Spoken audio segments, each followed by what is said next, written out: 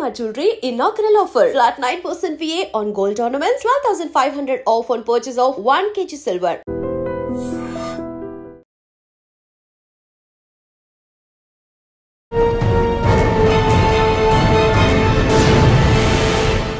ఈ వారం మన గెస్ట్ 2004 బ్యాచ్ పోలీస్ ఆఫీసర్, పేరు ఎం మురళీకృష్ణ గారు, circle inspector police, Sullurpeta, Andhra Pradesh.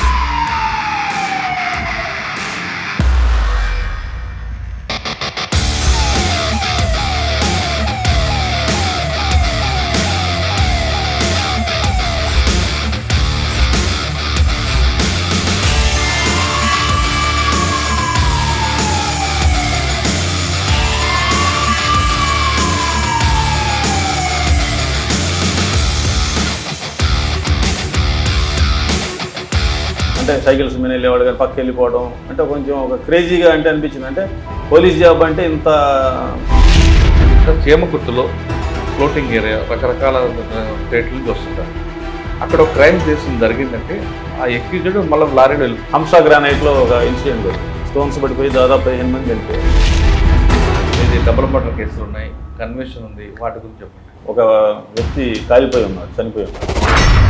Plan ప్రకారం తీసుకెళ్ళి కత్తిపెట్టి పొట్టలో పొడిచి. ఇంకోటి మీ service double murder case, 4 double murder కేసుల్ని డిటెక్ట్ చేశాను. అది ఒక నాకు కొంచెం గొప్పగా కూడా ఉంటుంది. యాక్చువల్గా ఒక అమ్మ కూతుర్ని ఇద్దరిని వాళ్ళని చంపేశారు. వాళ్ళకు ఒక గోల్డ్ షాప్ విషయాన్ని టార్గెట్ చేసింది. ఎందుకంటే ఒంటరిగా ఉంటారు, వీళ్ళు తక్కువ మంది ఉంటారు, ఒంటరిగా ఉంటారు. కోట పొడుస్తారు, గొంతు పొడుస్తారు. వీళ్ళు 15-16 కోట్లు పొడిచాడు ఒక మనిషికి. పోతవరం అనే గ్రామంలో వృద్ధులు వాళ్ళు కిరాణా షాప్ పెట్టుకొని జీవనం కొనసాగిస్తూ ఉంటారు. వారిని ఉదాహరణగా తలకాయ కొట్టి చంపేసి, వాడు ఏంటంటే ఈ కిరాణా షాపులు లేకపోతే లోన్లీగా ఉండే వాళ్ళని ఎంచుకుంటాడు. పెద్దవాళ్ళని రాడ్ తీసుకుంటాడు, ఒకే ఒక దెబ్బ కొడతాడు. కానీ డ్రోన్ వాడడం వల్ల మీకు వచ్చే బెనిఫిట్ ఏంటి? నిర్జీవ ప్రదేశాల్లో పాడుబడ్డేళ్ళ దగ్గర అట్లా గంజాయి సేవిస్తూ ఉంటారు. ఇవన్నీ కూడా మనం డ్రోన్ ద్వారా క్యాప్చర్ చేసుకోవడం.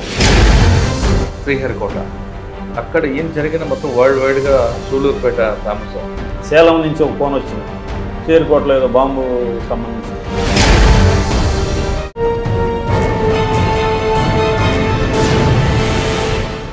Welcome to crime diaries. ఈ వారం మన గెస్ట్ 2004 బ్యాచ్ పోలీస్ ఆఫీసర్, పేరు ఎం మురళీకృష్ణ గారు, circle inspector police, Sullurpeta, Andhra Pradesh. Muralikrishna గారు సూళ్లూరుపేట పనిచేయక ముందు చాలా పోలీస్ స్టేషన్ పనిచేశారు. ఎక్కువ కాలం ప్రకాశం జిల్లాలో పనిచేశారు. ప్రకాశం జిల్లాలో పనిచేసిన టైంలో డబుల్ మర్డర్ కేసులు ఉన్నాయి.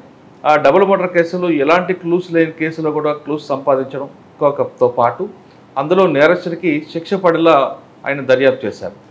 అటువంటి కేసులతో పాటు ప్రస్తుతం సూళ్లూరుపేటలో జరుగుతున్న బార్డర్ ఇష్యూస్ ఎలా ఉంటాయి, ఇక్కడ జరుగుతున్న క్రైమ్ ఏ విధంగా ఉంది, అన్నిటికన్నా ముఖ్యంగా తిరుపతి ఎస్పీ గారు ఆదేశాలతో ఇక్కడ జరుగుతున్న డ్రోన్ టెక్నాలజీ వాడడం వల్ల లా అండ్ ఆర్డర్ ఎలా కంట్రోల్ అవుతుంది అనే విషయాల్ని సార్ అని తెలుసుకోండి. సార్ నమస్తే అండి. నమస్తే. ఫస్ట్ మీకు మంచి మర్డర్ కేసులు అంటే మంచి కాదు, మర్డర్ కేసుల్లో శిక్ష పడేలా దర్యాప్తు చేసినందుకు, కన్విక్షన్ రేట్ వచ్చినందుకు మీకు first congratulation. Thank you sir. ప్రతి ఆఫీసర్కి కేసులు జరుగుతాయి, కానీ శిక్ష పడేలా దర్యాప్తు చేయడంలోనే ఆ ఎఫిషియెంట్ కనిపిస్తుంటుంది. ప్లస్ మీకున్న బ్యాక్గ్రౌండ్ చూస్తుంటే మర్డర్ కేసులో ఎక్కువగా ఆ క్రైమ్ స్పాట్లోనే ఉండడం, ఆ క్రైమ్ స్పాట్ నుండి నిందితుడు విడిచిపెట్టిన విజిటింగ్ కార్డు కోసం తిరగడం, ఆ విజిటింగ్ కార్డు అంటే క్లూ పట్టుకున్న తర్వాత బ్రేక్ త్రూ చేయడం అనేది మీ స్టైల్. అంటే అక్కడ వరకు కాకుండా కన్విక్షన్ వచ్చే వరకు కూడా చేయడం అనేది, ఫాలోఅప్ చేయడం అనేది ఇంపార్టెంట్. వాటితో పాటు ఇప్పుడు ప్రజెంట్ సూళ్లూరుపేటలో క్రైమ్ రేట్ ఎలాగ ఉంది, ఇక్కడ బార్డర్ ఇష్యూస్ ఎలాగ ఉంటాయి, డ్రోన్ టెక్నాలజీ వాడడం వల్ల మీకు లా అండ్ ఆర్డర్ కానీ లేదా అన్సోషల్ మీడియా ఎలిమెంట్స్ ఎలా దాన్ని డిఫరెంట్ చేస్తున్నారు, ఇక్కడ మెయిన్ ఇక్కడ శ్రీహరికోట, ఇక్కడ ఏం చిన్న క్రైమ్ జరిగినా వరల్డ్ వైడ్గా దీనికి డ్యామేజ్ అవుతుంది. కాబట్టి మీ ఎక్కువ ఫోర్స్ అంతా ఈ లా అండ్ ఆర్డర్తో పాటు మీ ఫోకస్ అంతా దాని మీద కూడా ఎక్కువ ఉండాలి. ఇవన్నీ ఎలాగ మీరు చేసుకొస్తున్నారు, క్రైమ్ రేట్ ఎలాగుంది, ఈ ప్రశ్నలన్నిటికీ సమాధానం చెప్పే ముందు మురళీకృష్ణ గారు పేరెంట్స్, వాళ్ళ బ్యాక్గ్రౌండ్, మీ ఫ్యామిలీ, ఇవన్నీ చెప్పండి. అసలు ఈ పోలీస్ యూనిఫామ్ అంది బై ఛాన్సా by choice? Choice sir. Choice. Okay, ఎందుకో? నేను 90స్లో 91 అనుకుంటాను, 1991లో పొన్నూరులో ఇంటర్మీడియట్ చదువుకునే రోజుల్లో అడ్డగడ్డ వెంకటరావు గారు అని ఎస్ఐ గారు ఉండేవారు. ఎవరండి? వెంకటరావు, అడ్డగడ్డ వెంకటరావు గారు అని ఎస్ఐ గారు ఉండేవాడు. టెర్రర్గా ఉండేది. అంటే ఆయన వస్తుంటేనే జనాలు పరిగెత్తడం, అంటే మీన్స్ ఒక ఫియర్, భయం. అంటే తప్పు చేసేవాళ్ళకి కానీ ఎస్ఐ గారు వస్తే భయం అందరికి. ఎస్ఐ గారు వస్తుంటే రోడ్డు మీద ఎవరు ఉండేవాడు కాదు. అంటే సైకిల్స్ మీద వెళ్ళేవాడు కానీ పక్క వెళ్ళిపోవడం, అంటే కొంచెం ఒక క్రేజీగా అంటే అనిపించింది. అంటే పోలీస్ జాబ్ అంటే ఇంత పవర్ఫుల్గా ఉంటుంది అని అప్పుడు మనసులో పడిపోయింది. సో అది ఇష్టపడ్డాను. కంపల్సరీ పోలీస్ జాబ్లోకి మనం ప్రవేశించాలి, రావాలి. సార్ మీ పేరెంట్స్, నాన్నగారు, అమ్మ ఏం చేస్తుంటారు? మాది చిన్నలింగాయపాలెం గ్రామం సార్, కాకుమాన మండలం, గుంటూరు జిల్లా. నాది సాధారణ మధ్యతరగతి రైతు కుటుంబం. అంటే పక్కా రైతులు మేము. అంటే మా ఫాదర్స్ కానీ ముత్తాతలు కానీ అందరూ కూడా రైతులు కానీ పాడి పంటలు అంటే పశువులు పెట్టుకోవడం కానీ ఇవన్నీ ఉండేవాళ్ళు. మా అమ్మగారు అప్పట్లో ఒక 7th క్లాస్ చదువుకున్నారు, మా నాన్నగారు చదువుకోలేదు. నాకు ఒక అక్క, ఒక అన్న, నేను మూడోవాడిని అనమాట. ఇంట్లో చిన్నవాడిని, కొంచెం గారాబంగా పెంచేవాళ్ళు. అక్కని మా అమ్మ ఏంటంటే తను వ్యవసాయం చేసుకుంటూ ఉన్నాము, పిల్లలు ఆ ఫీల్డ్లోకి రాకూడదు, వీళ్ళు ఏదో ఒకటి మంచిగా చదువుకోవాలి అనుకుని ఆమె అదే కాన్సన్ట్రేషన్ చేసేది, అందరిని చదివించడం. ఆ విధంగా మా అక్కను కూడా ఒక ఎంప్లాయీకి ఇవ్వడం జరిగింది. మా అన్నను కూడా చదివించడం. ఆయన కూడా పోలీస్ డిపార్ట్మెంట్లోనే జాయిన్ అయ్యారు. ఆయన ఇప్పుడు బాపట్ల DCRB CIగా ఉన్నారు. ఈ పేరు M. శ్రీనివాసరావు అని. ఆయన 1998 బ్యాచ్. సో ఆయన ఇన్స్పిరేషన్. ఇద్దరం కలిసి పోలీస్ శాఖలోకి రావడానికి ట్రై చేసేవాళ్ళము. సో ముందు ఆయన వచ్చారు, తర్వాత ఆయన కూడా నాకు ఇన్స్పిరేషనే. మా బ్రదరు, అంటే బ్రదర్ అనడానికి కూడా కాదు, స్నేహితుల్లాగే ఉండేవాళ్ళం. సో ఆయన కూడా నాకు ఇన్స్పిరేషన్. సో నేను కూడా 2002లో రాశాను. 2004లో ఫైనల్గా ఎస్ఐగా జాయిన్ అవడం జరిగింది. ఓకే. 2004లో అయిన తర్వాత ఫస్ట్ పోస్టింగ్ ఎక్కడ వచ్చింది? నేను ట్రైనింగ్ తర్వాత సోమశిల, నెల్లూరు జిల్లా సోమశిలలో ఒక 3 months పనిచేయడం జరిగింది. తర్వాత నెల్లూరు జిల్లాలోనే సీతారాంపురం అని ఒక మండలం ఉంది, బోర్డర్లో ఉంటుంది. అది పోరుమామిళ్ళ బోర్డర్లో. అక్కడ ఒక 20 months చేయడం జరిగింది. తర్వాత నేను ప్రకాశం జిల్లాకి ట్రాన్స్ఫర్ కాబడ్డాను. సార్ నెల్లూరు జిల్లాలో ఒక దగ్గర 3 నెలలు, ఒక దగ్గర 8 నెలలు పనిచేస్తున్నట్టు 20 months. దీంట్లో మీకు వచ్చిన ఛాలెంజ్ ఏంటంటే, సాధారణంగా ఫస్ట్ పోస్టింగ్లో ఏ ఎస్ఐ అయినా సరే, మీరు చెప్పారు ఇందాక పొన్నూరులో ఎస్ఐ గారి లాగా ఆ విధంగా యూనిఫామ్ వేసుకొని జనాలు నిలబడాలి, జనంకి ఒక మంచి మెసేజ్ ఇవ్వాలి అనేది ఇంట్లో ఉంటుంది. ఆ ట్రెండ్ మీరు చూసినప్పటికీ పొన్నూరుకి మీరు 2004లో డిపార్ట్మెంట్కి వచ్చేసరికి ఆ ట్రెండ్ కొనసాగిందా లేదంటే తగ్గిందంటారు? ట్రెండ్ కొనసాగుతుంది, అయితే అంత భయం లేదు. అది పొన్నూరు అనేది ఒక మున్సిపాలిటీ, అప్పట్లోనే 90లోనే అది చాలా పాత మున్సిపాలిటీ. నేను వెళ్ళి సీతారాంపురం వచ్చేసి ఒక మారుమూల ప్రాంతం. అంటే ఒక కడప నుంచి బస్సులు, అంటే బద్వేలు నుంచి బస్సులు, అంటే అట్లా బస్సులు తప్పితే రావచ్చు. నైట్ ఎవరు కనపడరు అనమాట. కొంచెం ఎక్స్ట్రీమిస్ట్ ప్రాబ్లం కూడా ఉండింది అప్పుడు. ప్రకాశం జిల్లాలో బాగా ఎక్స్ట్రీమిజం ఉంది, నక్సలైట్ ప్రాబ్లం చాలా ఉండింది. బాలసుబ్రహ్మణ్యం గారు ఎస్పీగా పనిచేస్తున్న టైం అనమాట. సో ఇది బోర్డర్ కాబట్టి మమ్మల్ని కూడా కొంచెం జాగ్రత్తగా ఉండమనేవాళ్ళు. స్టేషన్కి గార్డ్ అవి ఉంటా ఉండేవి. అక్కడ ముఖ్యంగా ఏంటంటే ప్రజలు బాగా కొంచెం అమాయకంగా ఉండేవాళ్ళు. మీన్స్ చట్టం అంటే కొంచెం గౌరవం ఉండేది, అదేవిధంగా భయం కూడా ఉండేది. తప్పులేం పెద్ద కేసులు కూడా క్రైమ్ ప్రకారంగా పెద్ద కేసులు వచ్చాయి కాదు, కానీ ఆ ఉన్న వాటిలోనే మేము కొంచెం లిక్విడేట్ చేసుకుంటాం. అంటే కౌన్సిలింగ్ చేసుకుంటా, లోక్ అదాలతుల్లో కాంప్రమైజ్ చేసుకుంటా, ఆ విలేజ్ల్లో గొడవలు లేకుండా చేయటం, ఇవన్నీ చేయటంలో కూడా కొద్దిగా అక్కడ కొంచెం ప్రాబ్లమ్స్ ఫేస్ చేశాను. పొలిటికల్గా కూడా కొంచెం ప్రాబ్లమ్స్ ఫేస్ చేసి నేను ప్రకాశం జిల్లాకి ట్రాన్స్ఫర్ వెళ్ళటం జరిగింది. అంటే అంత మంచి పని చేస్తుంటే కూడా ఒక్కోసారి వాళ్ళకి ఇష్టపడకపోవచ్చు. అంటే కేసులని రాజీ చేస్తున్నాము, విలేజ్ల్లో సమస్యలు లేకపోతే కూడా కొంతమందికి ఇష్టపడకపోవచ్చు. వాళ్ళ ఇన్కమ్ పోతుంది కదా, ఇన్కమ్ కాకపోయినా పొలిటికల్గా ఇన్బ్యాలెన్స్ అవ్వచ్చు. అంటే ఇప్పుడు వాళ్ళు పెట్టమన్న కేసులు పెట్టకపోవచ్చు, వాళ్ళు చెప్పిన విధంగా చేయకపోవచ్చు. పోస్టింగ్ కాబట్టి పోస్టింగ్లో కొంచెం అది ఏమంటారు, కసి ఉంటుంది ఎవరికైనా, ఏ ఆఫీస్ ఏ ర్యాంకులో అయినా. కానిస్టేబుల్ కానీ మీరు పొన్నూరులో చూసినట్లుగా లేదని బాధపడ్డారా? ఎందుకు వచ్చాం డిపార్ట్మెంట్లో? కానీ అట్లా బాధపడింది ఏం లేదు, కానీ ఆ విధంగా అంటే అది ఆ టైం అది. అంటే మనం ఇప్పుడు మేము చేసే రోజుల్లోకి ఇప్పటికి కొంచెం తగ్గింది. అంటే అంత చేయలేకపోవచ్చు, ఎందుకంటే రకరకాల ఇష్యూస్ వస్తున్నాయి. పబ్లిక్ కూడా అవేర్నెస్ కలుగుతుంది. అంతకుముందు రోజుల్లో పోలీసు అంటే వాళ్ళు కనపడితేనే మాయమైపోయేవాడు. ఇప్పుడు అడుగుతున్నారు, సార్ నేనేమో తప్పు చేశానా. మంచిదేలేండి, పబ్లిక్లో కూడా అవేర్నెస్ వచ్చింది. అది ఆహ్వానించదగ్గ పరిణామం. ఎందుకంటే వన్ సైడ్గా ఉండకూడదు ఎప్పుడే. కాబట్టి అది నేనైతే చాలా సాటిస్ఫాక్షన్గా పనిచేశాను. ఆ 18 నెలలు కూడా నేను ఎవరికి లొంగలేదు. మీన్స్ అంటే ఎవరిని చట్టం ఏది ఉంటే అంటే చట్ట ప్రకారం ఏదైతే చేయగలుగుతామో అది చేసి ప్రజల్లో మంచి పేరు సంపాదించుకున్నాను. మీరున్న టైంలో శివధర్ రెడ్డి గారు ఎస్పీ గారు ఉంటారు. శివధర్ రెడ్డి గారు నాకు పిఎస్ఐ ట్రైనింగ్లో ఉన్నప్పుడు ఉన్నారు. పోస్టింగ్ ఇచ్చిన తర్వాత ఆయన వెళ్ళిపోయారు. తర్వాత మల్లారెడ్డి గారు వచ్చారు. ఆ మల్లారెడ్డి గారు కూడా కొంచెం అక్కడ 4 ఎస్పీలు మారారు. నాకు ఒక 2 ఇయర్స్లోనే సూర్యనారాయణ గారు అని ఆయన ఉన్నారు, ఆయన మారిపోయారు. తర్వాత లాస్ట్లో లక్ష్మీరెడ్డి గారు ఉన్నారు. లక్ష్మీరెడ్డి గారు ఉన్న టైంలో ఆయన నేనే రిక్వెస్ట్ చేసుకొని ప్రకాశం జిల్లాకి వెళ్ళటం జరిగింది. సార్ ప్రకాశం జిల్లా ఫస్ట్ పోస్టింగ్? ప్రకాశం జిల్లాలో ఫస్ట్ పోస్టింగ్ మార్టూరు దగ్గర బల్లికొర మండలం. అక్కడ కూడా ఒక 2 ఇయర్స్ పనిచేయడం. ఏముందండి అక్కడ? బల్లికొర కూడా అది గ్రామీణ ప్రాంతం. కొంచెం క్వారీస్ ఉండేవి, గ్రానైట్ క్వారీస్ ఉండేవి. అక్కడ ఇష్యూస్ అంటే క్వారీస్ సంబంధించిన ఇష్యూస్, లేబర్ ఇష్యూస్ కానీ ఏమైనా ప్రమాదాలు జరిగేదానికి అవన్నీ క్వారీస్ వాళ్ళతో రెగ్యులర్గా మీటింగ్స్ పెట్టుకోవడం. వర్షాకాలం ఏమైనా ఈ బండలు అవి జారి పడతా ఉంటాయి, అవన్నీ పడకుండా అంటే మేమున్న 2 ఇయర్స్ అయితే ఎటువంటి ఇన్సిడెంట్ జరగలేదు. రెగ్యులర్గా వాళ్ళతో టచ్లో ఉండేవి. అంటే ఏదైతే మనం పనిచేసే ఏరియాలో సమస్య ఉందనుకుంటాం దాని మీద కాన్సన్ట్రేషన్ చేయటం వల్ల అక్కడ ఇష్యూస్ లేకుండా. ఈ మధ్య కూడా మనం చూసాం, ఏదో క్వారీలో బండరాళ్ళు బట్టి ఒక 5-6 మంది చనిపోయారు రీసెంట్గా, 1 month 2 months అయింది. సో అట్లాంటి ఇష్యూస్ జరగకుండా ఉండటానికి పనిచేశాం. సార్ సాధారణంగా గ్రామీణ ప్రాంతంలో పెట్టి కేసులు ఎక్కువ ఉంటాయి. ఎస్, హట్ కేసులు కొట్టుకోవడం అవన్నీ మీరు ఎఫ్ఐఆర్ చేసేవారా లేకుండా వాళ్ళ మాట్లాడి కాంప్రమైజ్ చేసి పంపించేవారు? సార్ అంటే కొంతమంది ఆఫీసర్లు ఎఫ్ఐఆర్ అయితే క్రైమ్ రేట్ పెరిగింది వద్దు అని అంటారు. మరి కొంతమంది ఆఫీసర్లు ఎఫ్ఐఆర్ చెయ్యు ఎందుకంటే వాళ్ళకి భయం ఉంటుంది అనేది కొంతమంది ఆఫీసర్ గైడ్లైన్స్ ఉంటాయి. సో ఈ 2 కరెక్టే సార్. రెండింటిని కూడా బ్యాలెన్స్ చేసుకోవాలి ఆఫీసర్. ఎస్హెచ్ఓ ఎవరైతే ఎస్ఐ ఉన్నారో కానీ ఇప్పుడైతే కొన్ని మంది సిఐలు అయ్యారు, ఎస్హెచ్ఓస్ కొన్ని సిఐలు అని. మా టైంలో అయితే దాదాపు అన్ని ఎస్ఐ పోస్టింగ్లే టౌన్స్ కూడా. ఇవి ఎస్హెచ్ఓగా ఉన్నటువంటి ఆయన బ్యాలెన్స్ చేసుకోవాలి. ఏది మనం ఎఫ్ఐఆర్ చేయాలి, ఏది చేయకూడదని రూల్ ఏమి ఉండదు. కాకపోతే వాళ్ళు కొంచెం ఒక విలేజ్లో చిన్న ఇష్యూస్ మీద రావచ్చు. మనం ఎఫ్ఐఆర్ చేయడం వల్ల ఆ కక్షలు పెరిగి పెద్ద అయ్యి సంవత్సరాల కొద్దీ పెరగవచ్చు. అందుకని అట్లాంటి వాటిని మాత్రం ఒకసారి పిలిచి వాళ్ళని అడుగుతాం ఫస్ట్, మీకు ఏం కావాలి అని. అడిగినప్పుడు వాళ్ళు చెప్తారు, సార్ మాకు కొంచెం వాళ్ళని పిలిచి కొంచెం మందలించండి సార్, లేకపోతే మా జోలికి రాకుండా చేయండి సార్ అంటే వాడు కంప్లైంట్ ఫిర్యాదుదారుడే ఒక చాయిస్ పెట్టుకుంటాడు.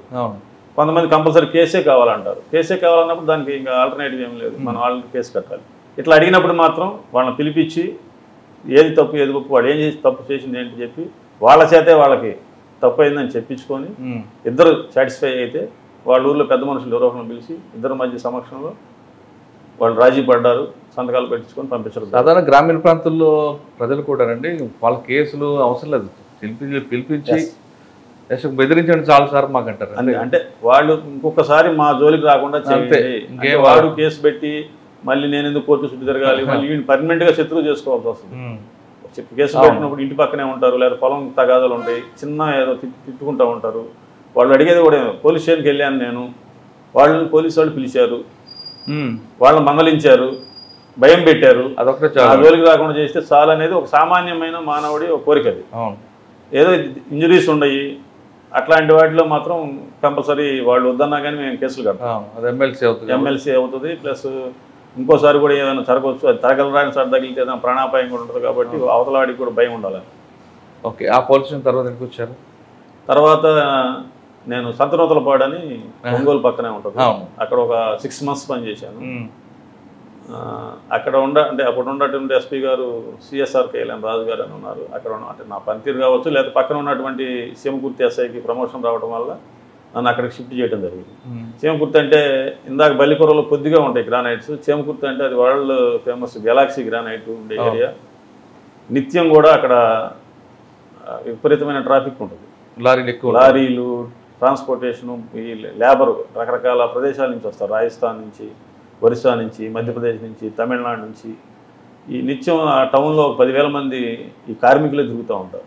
సో ఈ 24 hours మూమెంట్ ఉంటుంది, పబ్లిక్ మూమెంటు.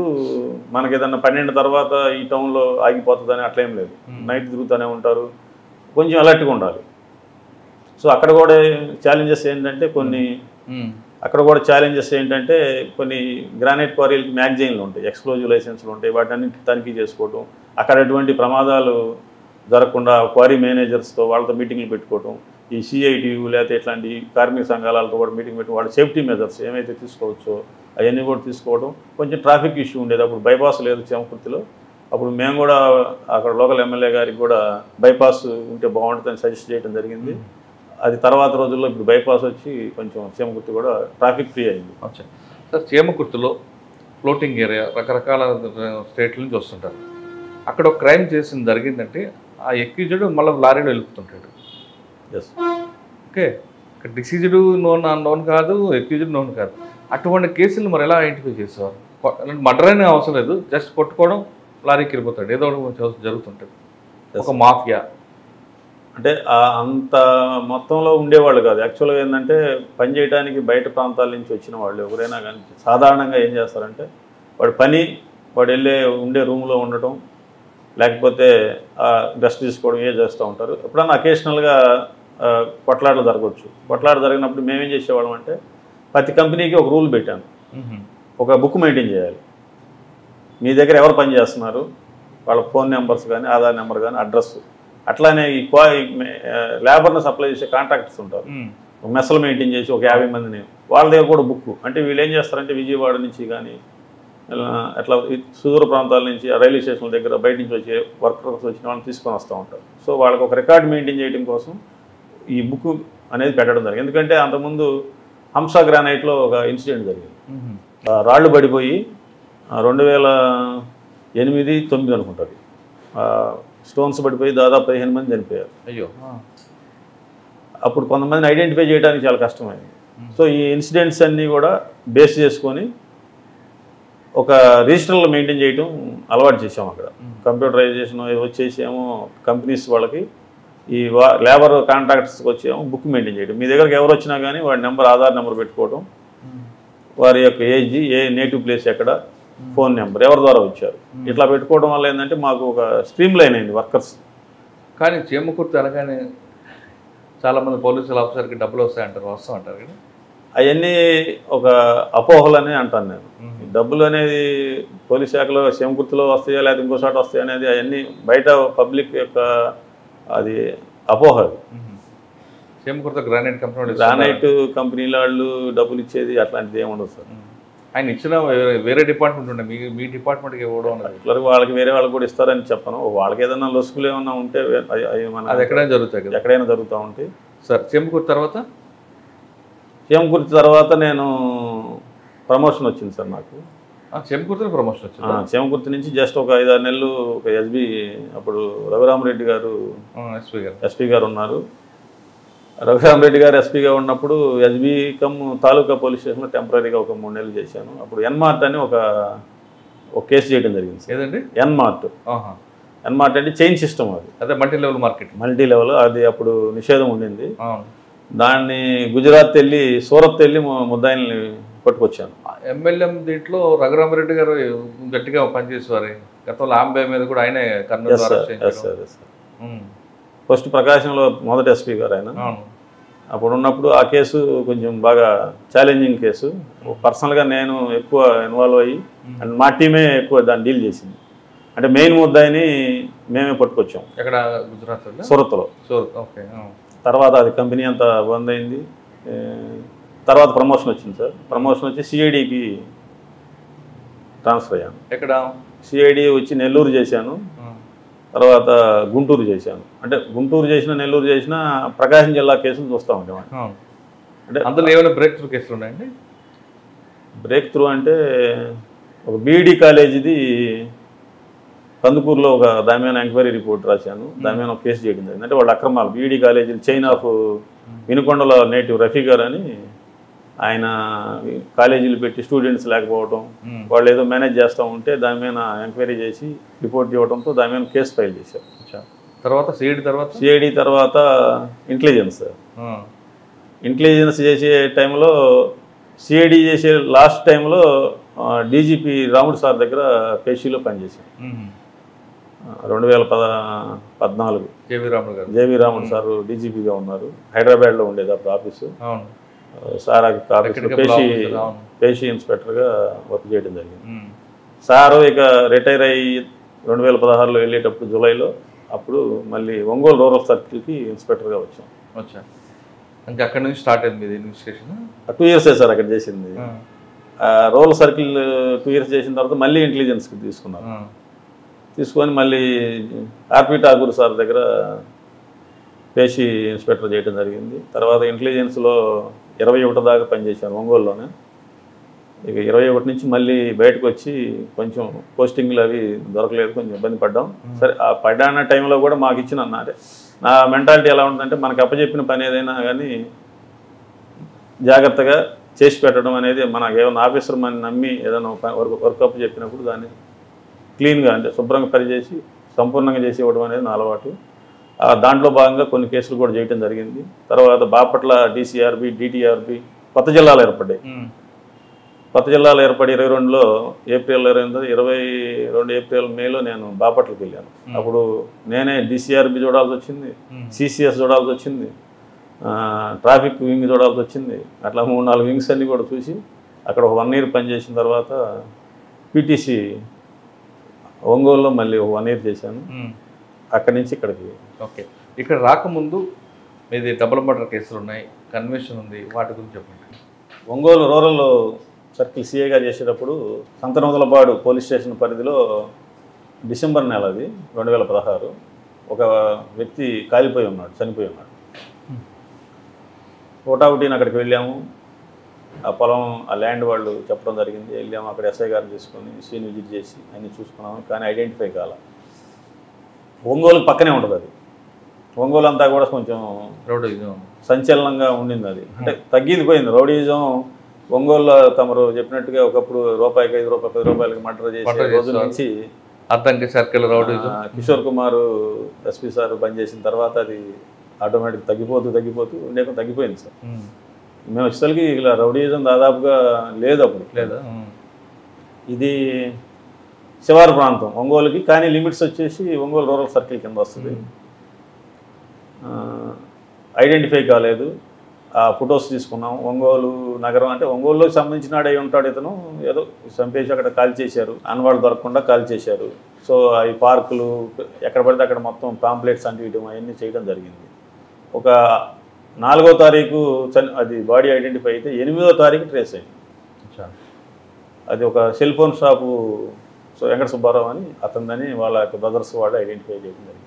అతనికి భార్య ఉంది, కానీ ఆమెని డైవర్స్ తీసుకోలేదు, కానీ వేరువేరుగా ఉంటున్నారు. మర్డర్ కేసుల్లో ఎప్పుడైనా సార్ బాడీ కనుక అంటే చనిపోయినది ఎవరో తెలిస్తే దాదాపుగా కేసు అయిపోతుంది, పరిష్కారం జరుగుతుంది. ఎందుకంటే దానికి మనిషికి సెక్సువల్ జెలసీ కానీ, లేకపోతే ఫైనాన్షియల్ మ్యాటర్ కానీ, పొలిటికల్గా కానీ ఎట్లా ఏదో 3-4-5 కారణాలు. పొలిటికల్ కానీ ఈ రెండే ఎక్కువ ఉంటాయండి, సెక్సువల్ కానీ లేదంటే ఫైనాన్షియల్గా కానీ. సో ఇది ఐడెంటిఫై చేసాము. కొన్ని CCTV ఫుటేజెస్ చూడటం జరిగింది. అతని యొక్క సెల్ ఫోన్స్ ఇక మనిషి లభించాడు కాబట్టి ఇక అతని యొక్క సెల్ ఫోను CDRs అన్నీ పెట్టుకోవడం జరిగింది. అవన్నీ చూస్తూ ఉన్నాము. అతని మూమెంట్ కూడా అటు ఇటు ఉంది. ఆ మంగమూరు రోడ్డు లో అతని షాప్ అనమాట. అంటే ఈ మర్డర్ జరిగే ప్లేస్కి వెళ్ళే దారిలోనే ఇతని షాప్ ఉండేది, ఒక 2 kilometers అంటే టౌన్లో ఉంటుంది. సో ఆ CCTV ఫుటేజ్లు అవి చూస్తూ ఉన్నాము. టౌన్ అంతా వెరిఫై చేస్తున్నాం. ఆటోలు తిరుగుతున్నాయి, అవన్నీ కొంచెం హెవీగా తిరుగుతాయి ఒంగోలు ఆటోస్ కూడా. ఈ సమయంలో అతని యొక్క ఫోన్లో ఒక కొత్త నెంబర్ ఒకటి యాక్టివేట్ అయ్యి ఆగిపోయింది ఒకరోజు. అంటే 8వ తారీఖు మాకు అతను ఐడెంటిఫై అయ్యాడు. ఈలోపు ఎవరో సిమ్ ఒకటి వేసి వాళ్ళు సిమ్ వేసుకొని ఆన్ చేసి మళ్ళీ తీసేశారు, డౌట్ వచ్చినట్టు వాళ్ళు. సో అది చూస్తే నకిరేకల్ ప్రాంతానికి చెందిన ఒక అతని అడ్రస్ వచ్చింది. అతను పర్టికులర్స్ అవి తీసుకుంటా ఉంటే అతను ఇక్కడ ఆటో డ్రైవర్గా గుర్తించాం. ఇతనికి సెల్ ఫోన్ షాప్ అతను చంపేసి సెల్ ఫోన్ షాప్లో ఉన్నటువంటి సెల్ ఫోన్స్ అన్నీ తీసుకెళ్లారు, ఇతను బైక్ తీసుకెళ్ళిపోయారు. అప్పుడు మేము అక్కడ CCTVలన్నీ చూస్తే ఒక ఆటో రావటం, అక్కడ ఆగటం, ఆటోలో ఏదైనా ఎక్కెళ్ళటం అవి తెలుసుకున్నాం.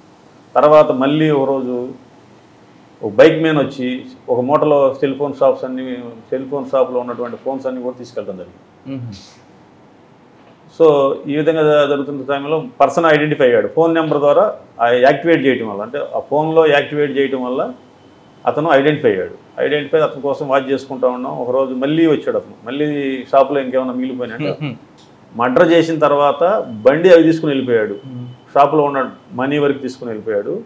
మరలా 2 days తర్వాత వచ్చి మళ్ళీ సెల్ ఫోన్స్ అని తీసుకెళ్ళాడు.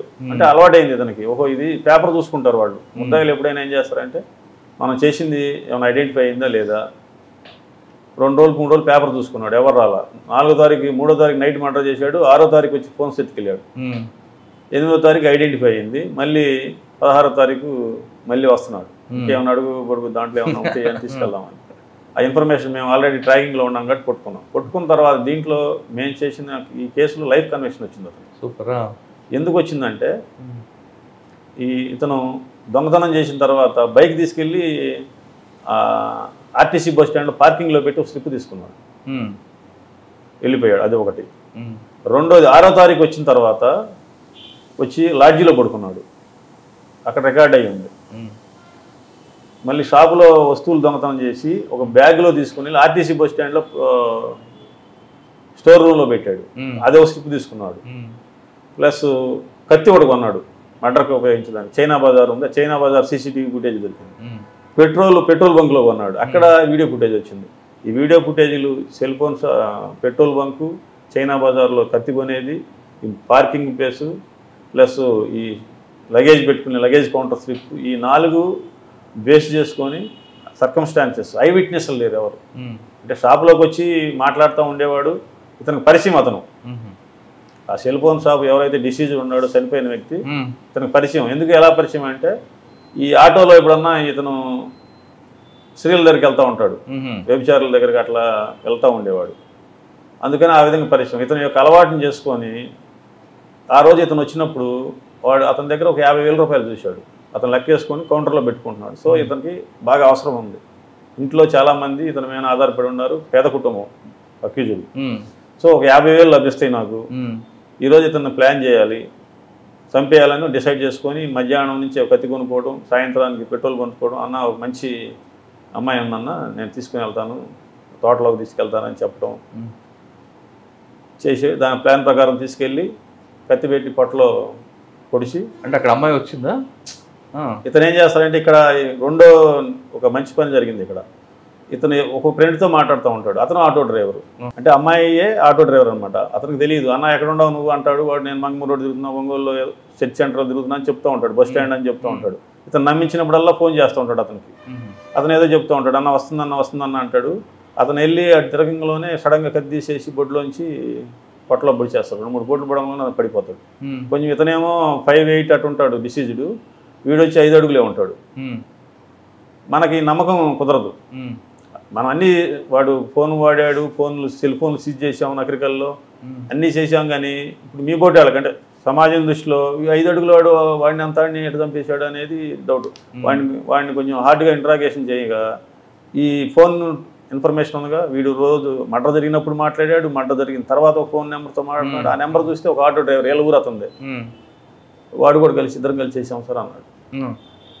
వాడిని కూడా ఫిక్సప్ చేశాడు. వాడిని కూడా ఫిక్సప్ చేశాడు.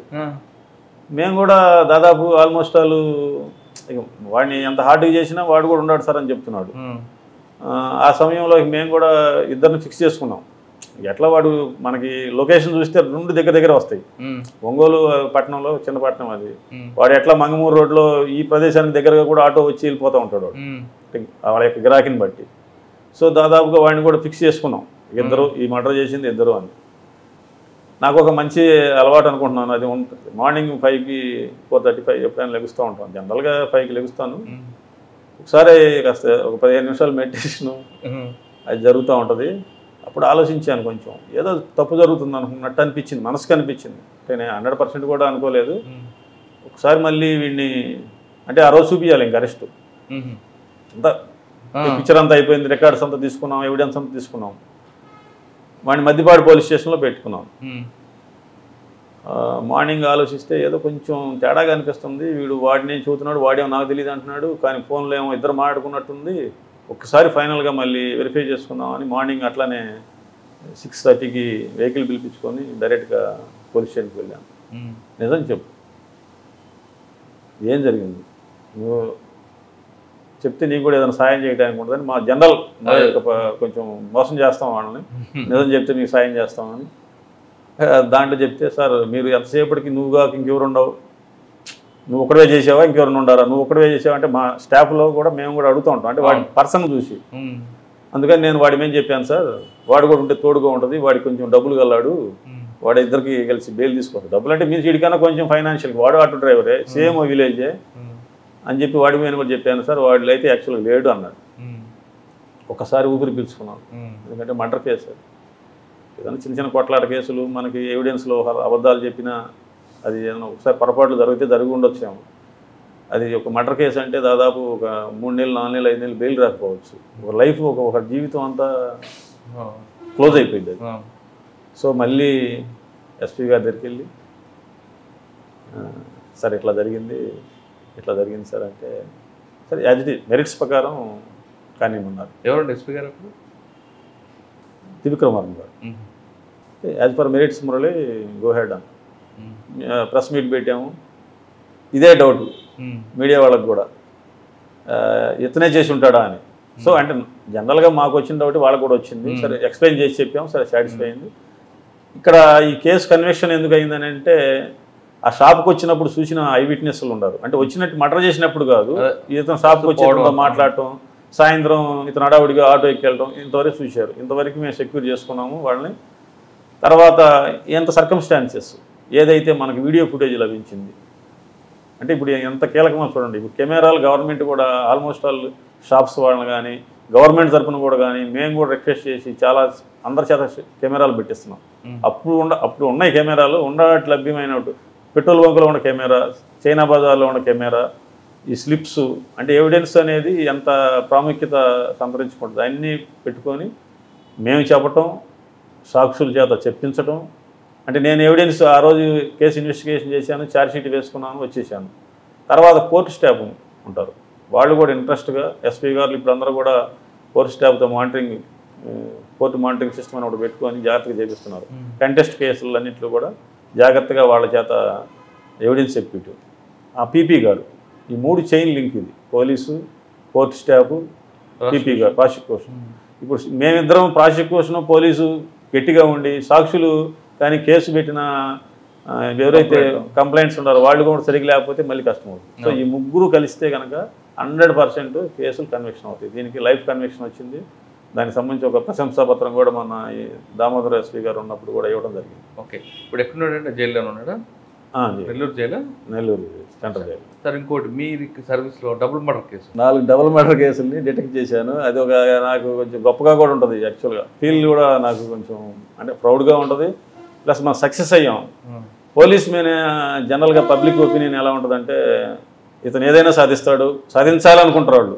సాధిస్తాడని కాకపోయినా ఈ పోలీస్ అంటే ఏదైనా ఛేదించాలి. నా దగ్గర దొంగతనం జరిగింది పట్టుకురావాలి, గొడవ జరగకూడదు, ట్రాఫిక్ క్లియర్గా ఉండాలి, మర్డర్ జరిగింది పట్టుకొని రావాలి, అట్లా కొంచెం. లేదా ఏదైనా సమస్య వచ్చింది ఊళ్ళోనే, ఇతను ఎలా పరిష్కరిస్తారని 100 కళ్ళు చూస్తూ ఉంటాయి మా తల్లే. అది కొంచెం ఛాలెంజింగ్ జాబ్ అది. ఇది నేను ఇంటెలిజెన్స్ నుంచి వచ్చిన తర్వాత నాకు ఒంగోలులో దిశ పోలీస్ స్టేషన్ వేశారు. సరే ఏ ఉద్యోగం వేసినా కానీ డెడికేషన్గా ఆఫీసర్స్ దగ్గర మాట పడకుండా చేసుకోవడం అనేది నా యొక్క లక్షణం. సో అది 2 months చేశాను. ఉన్నంతలో సాటిస్ఫై చేశాను. సడన్గా ట్రాన్స్ఫర్ చేశారు. So various reasons. సో మళ్ళీ విఆర్కి వెళ్ళాను గుంటూరు. అయితే పిల్లలు అక్కడ ఒంగోలులో చదువుకుంటూ ఉంటారు. సో కొంచెం ఫ్యామిలీకి దగ్గరకు ఉండాలి. సో మళ్ళీ త్రివిక్రమ వర్మ గారే ఐజీగా ఉన్నారు. సో అప్పుడు ఎస్పీగా చేసిన సారే ఐజీగా ఉన్నారు. కొద్దిగా పరిచయంతో సార్ మళ్ళీ రిక్వెస్ట్ చేసుకొని ఒంగోలుకి అటాచ్మెంట్ ఏమన్నా సిసిఎస్ ఏదో ఒకటి ఏమంటారు, కొన్ని ప్రాబ్లమ్స్ ఉంటాయి అన్న. డిసెంబర్ నెల 3-4 తారీఖుల్లో టంగుటూరులో ఒక డబుల్ మర్డర్ కేసు అయింది. ఒక అమ్మ కూతుర్ని ఇద్దరిని, అది మెయిన్ సెంటర్ అనమాట. అంటే ఆ పంచాయతీ సెంటర్ బాగా బిజీలో ఒకటి వైశ్యాస్ కమ్యూనిటీ, వాళ్ళని చంపేశారు. వాళ్ళకు ఒక గోల్డ్ షాప్ ఉంది, వాళ్ళు చనిపోయారు. కొంచెం సెన్సేషనల్గానే ఉంది. దానికి ముందు నవంబర్ నెలలో పూసపాడు అని ఇంకోళ్ళు మండలంలో అక్కడ ఒక డబుల్ మర్డర్ అయింది. అప్పుడు మల్లికా గర్గ్ గారు ఎస్పీ గారు మేడం గారు, ఆమె మేడం గారు కూడా పోస్టింగ్ అది. కొంచెం ఎస్పీస్ కూడా ఒక గదర ఉంటుంది మేడం ఎవరికైనా కానీ. ఒక డబుల్ మర్డర్స్ ఒకే జిల్లాలో 2 అయినాయి. అవి మర్డర్ ఫర్ గెయిన్స్ అంటే ప్రాపర్టీ కూడా పోయింది అక్కడ. వాళ్ళకి ప్రెజర్స్ ఉంటాయి. 1 by 1 జరిగింది. ఈ కేసు చూస్తూ ఉన్నారు. అప్పుడు నేను సిసిఎస్లో ఉన్నాను. అందరినీ చర్చ్ పార్టీస్ పెట్టి మొత్తం టౌన్ అంతా కూడా అందరం పిలిపించారు. జిల్లాలో అందరూ సిఐలు, ఎస్ఐలు, స్టాఫ్, స్పెషల్ పార్టీ అందరం పిలిపించి మొత్తం వెతుకుతూ ఉన్నాము. క్లూస్ దొరకట్లేదు. అంటే నేను కొంచెం లేట్గా దాంట్లో జాయిన్ అయ్యాను. ఆ ఇన్వెస్టిగేషన్లో నేనేం పెద్దగా అంటే మనకేం చెప్పలేదు. మామూలుగా సిసిఎస్లో ఉన్నాం కాబట్టి నాకు కొంచెం ఇంట్రెస్ట్ ఈ మర్డర్ కేసుల్లో కొంచెం ఇంట్రెస్ట్గా ఉంటుంది. అంటే చౌడేశ్వర్ గారు అని ఓఎస్డీ ఉన్నారు అప్పుడు.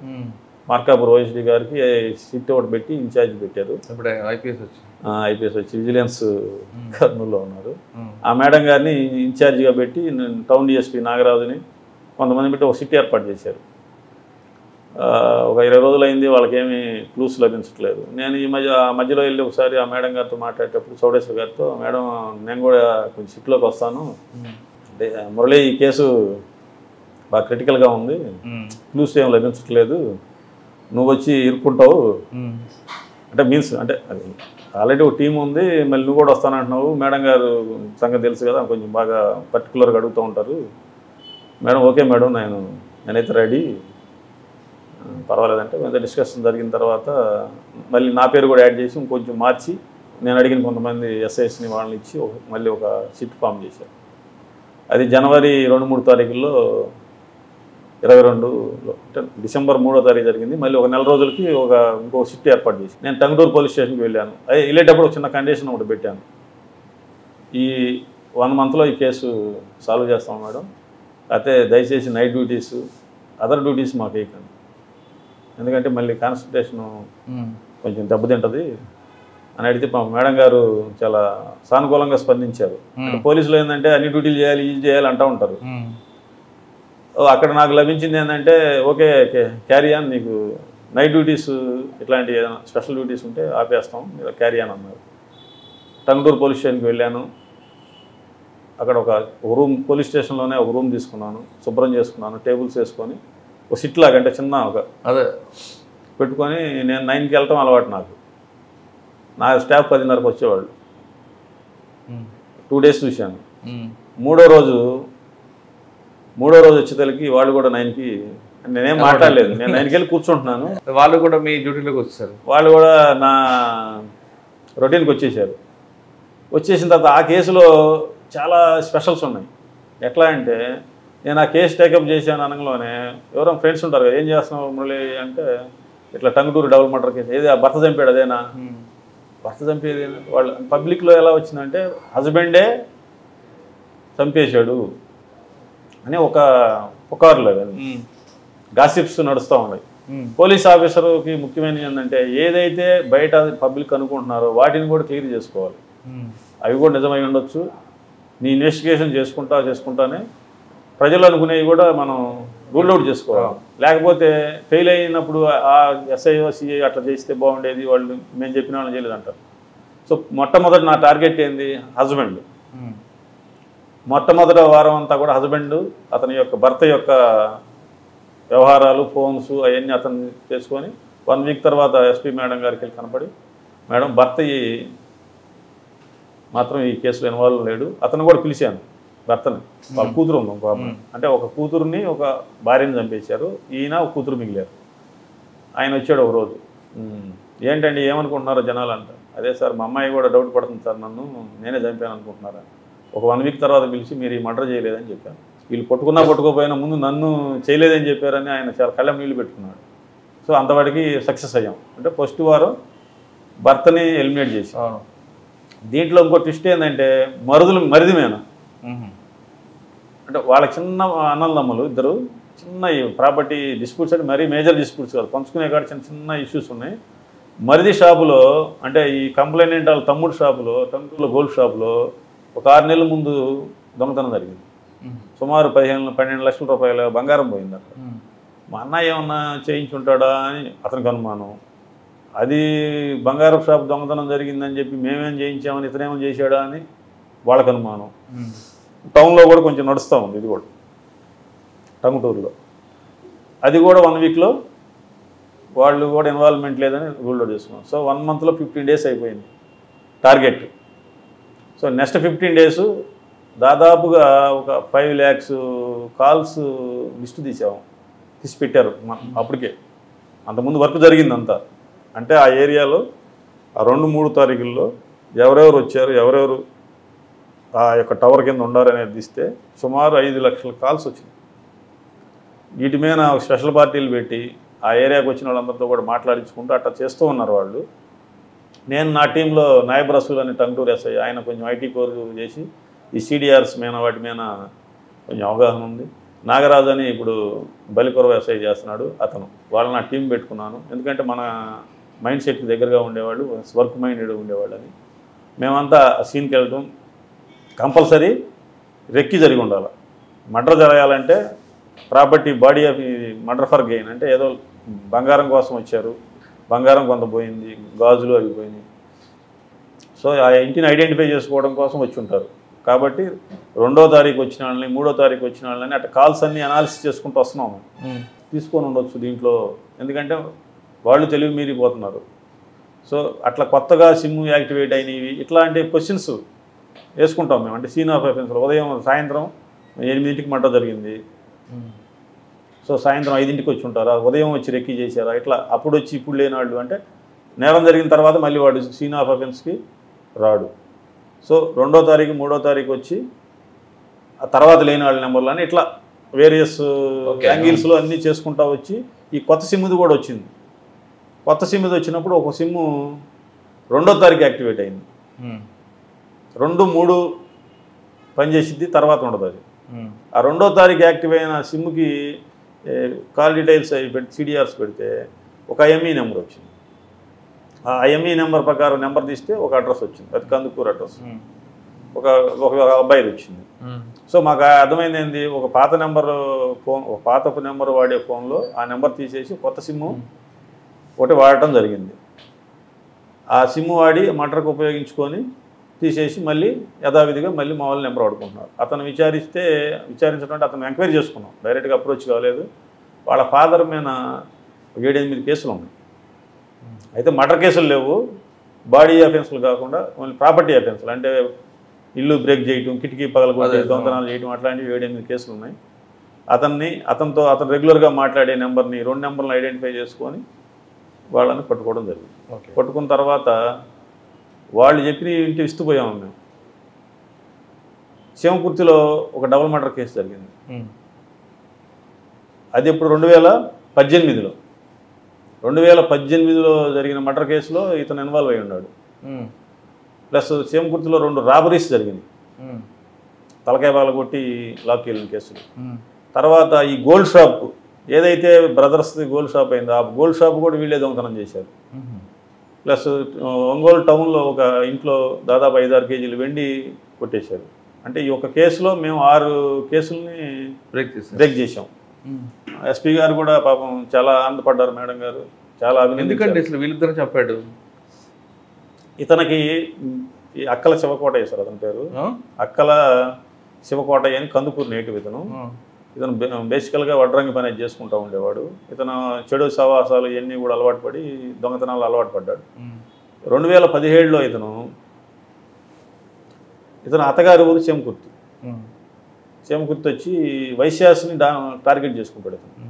ఎందుకంటే ఒంటరిగా ఉంటారు వీళ్ళు, తక్కువ మంది ఉంటారు, ఒంటరిగా ఉంటారు. ఒక పగలు 11 గంటలకి వాళ్ళ ఇంట్లో ఎవరు లేని సమయంలో వెళ్ళి ఒక లేడీ అప్పుడే స్నానం చేసి వచ్చి కొంచెం అంతా రెడీ అవుతూ ఉంటే ఆమెని ముసలామని తలకాయ మీద రాడ్ పెట్టి కొడతాడు.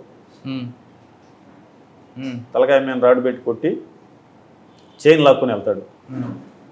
తర్వాత వైశ్యాస్ కమ్యూనిటీ టార్గెట్ చేసి శివకుర్తిలో 2 టార్గెట్ చేశాడు. టార్గెట్ చేసి 2 చైన్లు తీసుకొని వెళ్ళిపోయాడు. వాళ్ళు కూడా ప్రాణాపాయ స్థితికి వెళ్ళిపోయారు. అంటే దాదాపు చనిపోయేదాకా వెళ్ళి బతికొచ్చారు వాళ్ళు. అంటే అంత బలంగా కొడతాడు అతను. తర్వాత ఇంట్లో ఎందుకు జరిగిందండి ఇది? గోల్డ్ షాప్ ఉంది వీళ్ళకి. టార్గెట్ ఏంటంటే తక్కువ సమయంలో ఎక్కువ సంపాదించుకోవాలా, బంగారం ఉంటుంది, గోల్డ్ షాప్ కాబట్టి వీళ్ళకి ఇంట్లో కంపల్సరీ బంగారం ఉంటుందని టార్గెట్ చేసుకొని అతను వాళ్ళ హస్బెండ్ గోల్డ్ షాప్కి వెళ్ళటం అంతా రెక్కీ చేసుకొని గోల్డ్ షాప్లో ఉన్నాడో చూసుకొని ఆ ఇంటికి వెళ్ళి వాళ్ళ మీద అటాక్ చేస్తాడు. పెప్పర్ స్ప్రే కొడతారు. పెప్పర్ స్ప్రే కొట్టి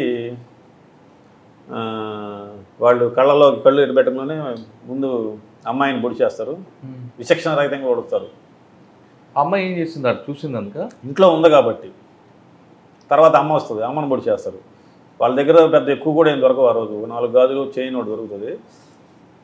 ఆ యొక్క పొడవటం అనేది ఎలా ఉందంటే ఏదో సెక్సువల్ జెలసీ కోసం చేసింది ఏమని చెప్పి అంటే డైవర్ట్ అయ్యారు. అంటే పోస్టులో ఉండే ఆఫీసర్స్ కూడా కొంత ఏమైందంటే ఇది వేరే ఏమైనా కారణాలు ఉండి ఉంటాయి అని. ఎందుకంటే మామూలుగా ఏదైనా ప్రాపర్టీ ఆఫీస్ అంటే ఏదో గొంతు కోసారు, మళ్ళీ ఏదో ఒక పూట పొడుస్తారు, గొంతు కోస్తారు. వీళ్ళు 15-16 కోట్లు పొడిచాడు ఒక మనిషికి.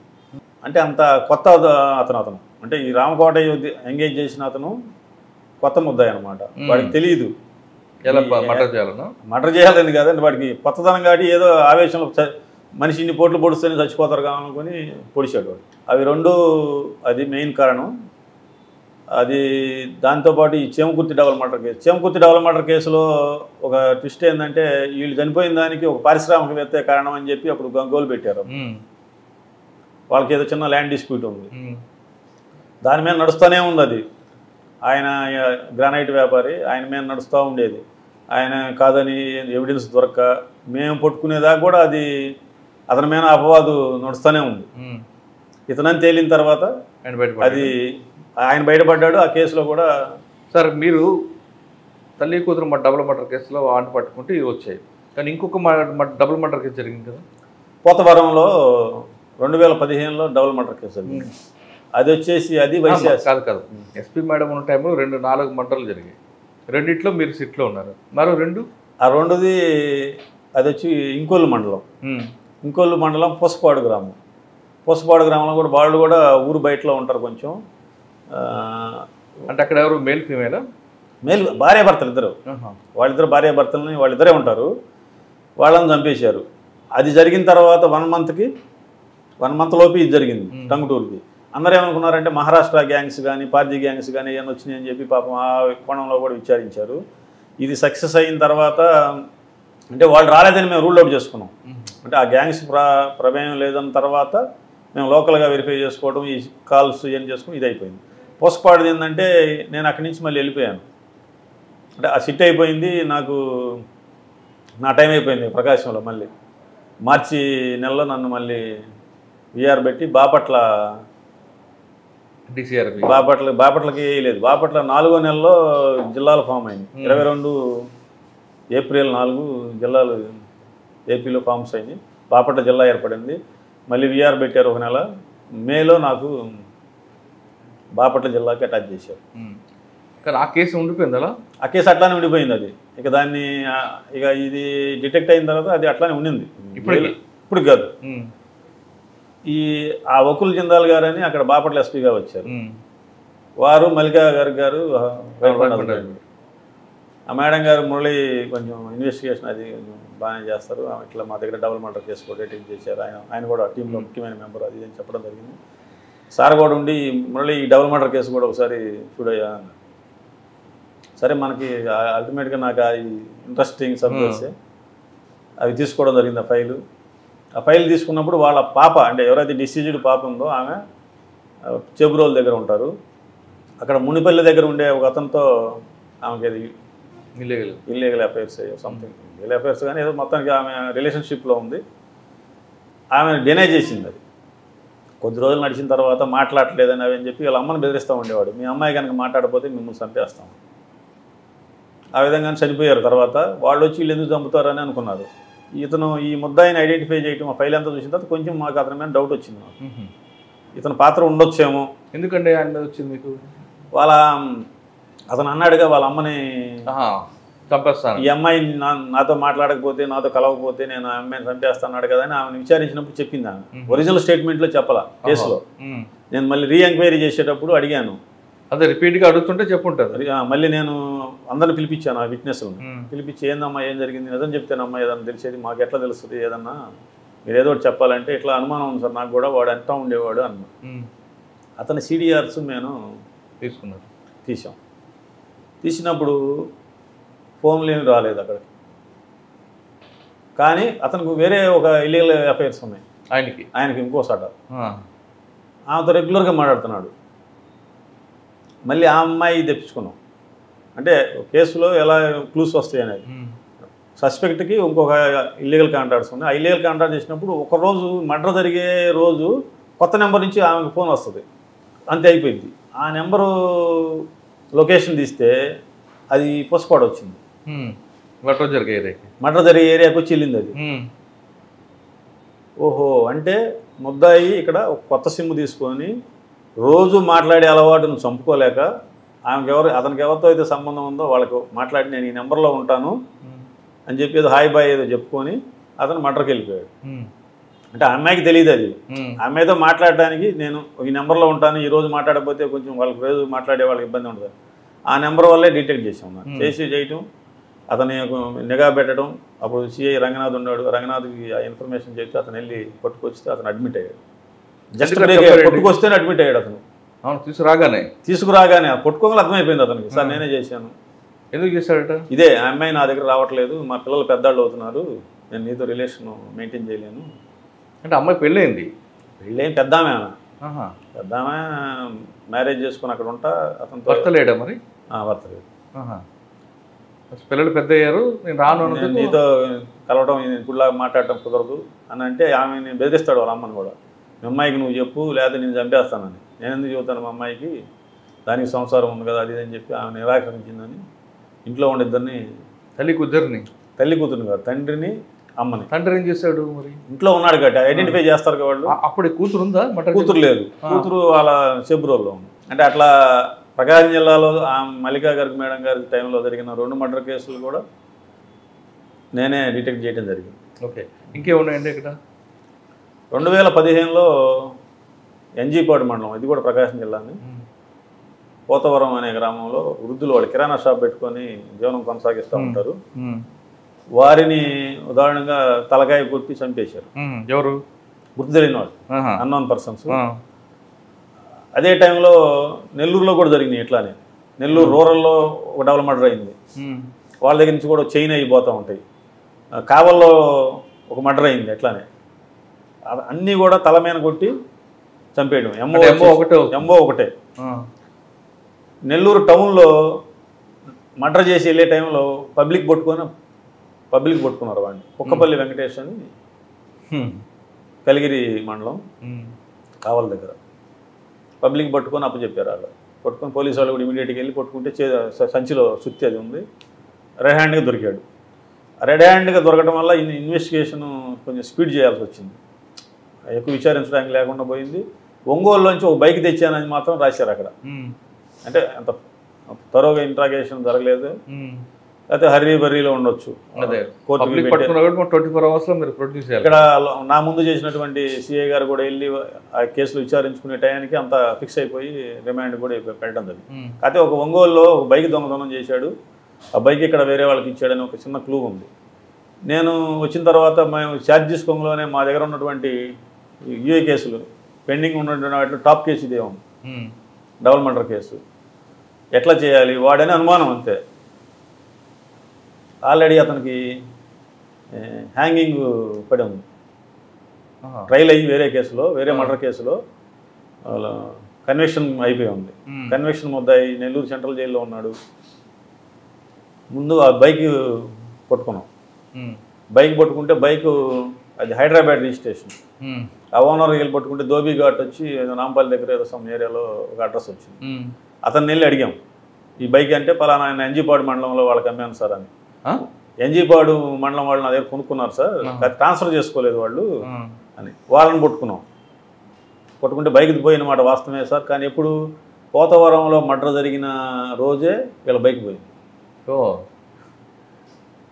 ఒక చైన్ లింక్ దొరికింది మాకు. వాడిని ఎట్లా బయట తీసుకురావాలి, బయట ఉంటే ఏదైనా ఇంట్రాగేషన్ చేసుకోవడానికి పనికి వస్తుంది. జైల్లో ఉండడాన్ని వితౌట్ క్లూ మనం తేలేం. సో అది ఎఫ్ఐఆర్ చేసుకొని ఎన్జీపాడులో బైక్ది, ఆ బైక్ దాని మీద వెళ్ళి అతను తీసుకొని వచ్చి జైలు నుంచి పీటీ వారెంట్ మీద ప్రొడ్యూస్ చేసుకొని ఈ సీన్ ఆఫ్ అఫెన్స్కి తీసుకెళ్ళాను. పోతవరం డబుల్ మర్డర్ కేసు జరిగిన సీన్ ఆఫ్ అఫెన్స్కి తీసుకొని వెళ్తే అతనికి మొత్తం చెమటలకు పట్టిపోయింది. మేమంతా మామూలుగానే ఉన్నాం, వాతావరణం అంతా అందరికి పట్టాలి చెమటలు బయట, వాడు ఒక్కడికే చెమటలు బయట కారిపోతుంది. తర్వాత మళ్ళీ ఆఫీస్ తీసుకొచ్చి ఇంట్రాగేషన్ చేసి అడిగితే నేనే చేశాను. ఎందుకట? వాడు ఏంటంటే ఈ కిరాణా షాపులు లేకపోతే లోన్లీగా ఉండే వాళ్ళని ఎంచుకుంటాడు. పెద్దవాళ్ళని రాడ్ తీసుకుంటాడు, ఒకే ఒక దెబ్బ కొడతాడు, చనిపోతారు. చైన్ ఉంటుంది వాళ్ళ దగ్గర, కనీసం ఒక మంగళసూత్రం టైప్ చైన్ ఉంటుంది కాబట్టి అది తీసుకొని పెట్టుకుంటే 50,000 లక్ష అవి ముత్తూట్లో ఎక్కడో పెట్టేస్తూ ఉంటాడు. అది వాడి అమ్ము అనమాట. తలకాయ మీద కొడితే ఓకే, అసలు వాళ్ళు సౌండ్ కూడా రాదు, అరవరు, కేకలేయరు. అంత ఓన్లీ వృద్ధుల్ని పెద్దవాళ్ళనే వాడు ఎంచుకుంటాడు. ఇక్కడ డబుల్ మర్డర్ చేశాడు మరి. భార్యాభర్త మంచంలో భర్త ఉన్నాడు పాప, అతను కూడా కొట్టి మళ్ళీ. అంటే దొంగకి ముద్దాయికి ఎలా ఉంటుందంటే తాను చేసిన నేరం ఎవరైనా చూశారంటే వాళ్ళు వెళ్ళి చెప్తారు కాబట్టి వాళ్ళని కూడా ఎలిమినేట్ చేయాలనే ప్రాసెస్ ఉంటుంది. సార్ ఆల్రెడీ ఒక కేసులో వాడికి లైఫ్ వచ్చింది, హ్యాంగింగ్ వచ్చింది. మరి ఇప్పుడు ఈ డబుల్ మర్డర్ కేసు యాడ్ అయింది కదా, ఈ ఇట్లాంటివి 4 ఉన్నాయి ఇంకా. అవునా? వాడే అంటే ఇప్పుడు ట్రయల్ నడుస్తుందా లేదా? ట్రయల్ నడుస్తున్నాయి అన్ని, ఇంకా కంప్లీట్ కాలేదు. కొన్ని మిగతా కేసులు నడుస్తున్నాయి. అంటే వాడు డిసైడ్ అయిపోయాడు ఆల్రెడీ, ఒకసారి ఉరిశిక్ష చేశారు, మహా ఇది ఇంకేం చేయలేరు కదా అని. అంటే ఉరిశిక్ష చేసిన తర్వాత చేయలేదు, ఇవి బిఫోర్ చేశాడు. ముందు చేసిన కేసులో ఇన్వెస్టిగేషన్ కంప్లీట్ అయిన కేసులో వాడికి హ్యాంగింగ్ వచ్చింది. తర్వాత కేసులు నడుస్తున్నాయి, అవి కూడా ఆటోమేటిక్గా అన్ని కూడా ఇంకోటి కూడా శిక్ష పడినట్టుంది, లైఫ్ ఏదో పడినట్టుంది. మాది ఇంకా రాలేదు అది ఇంకా.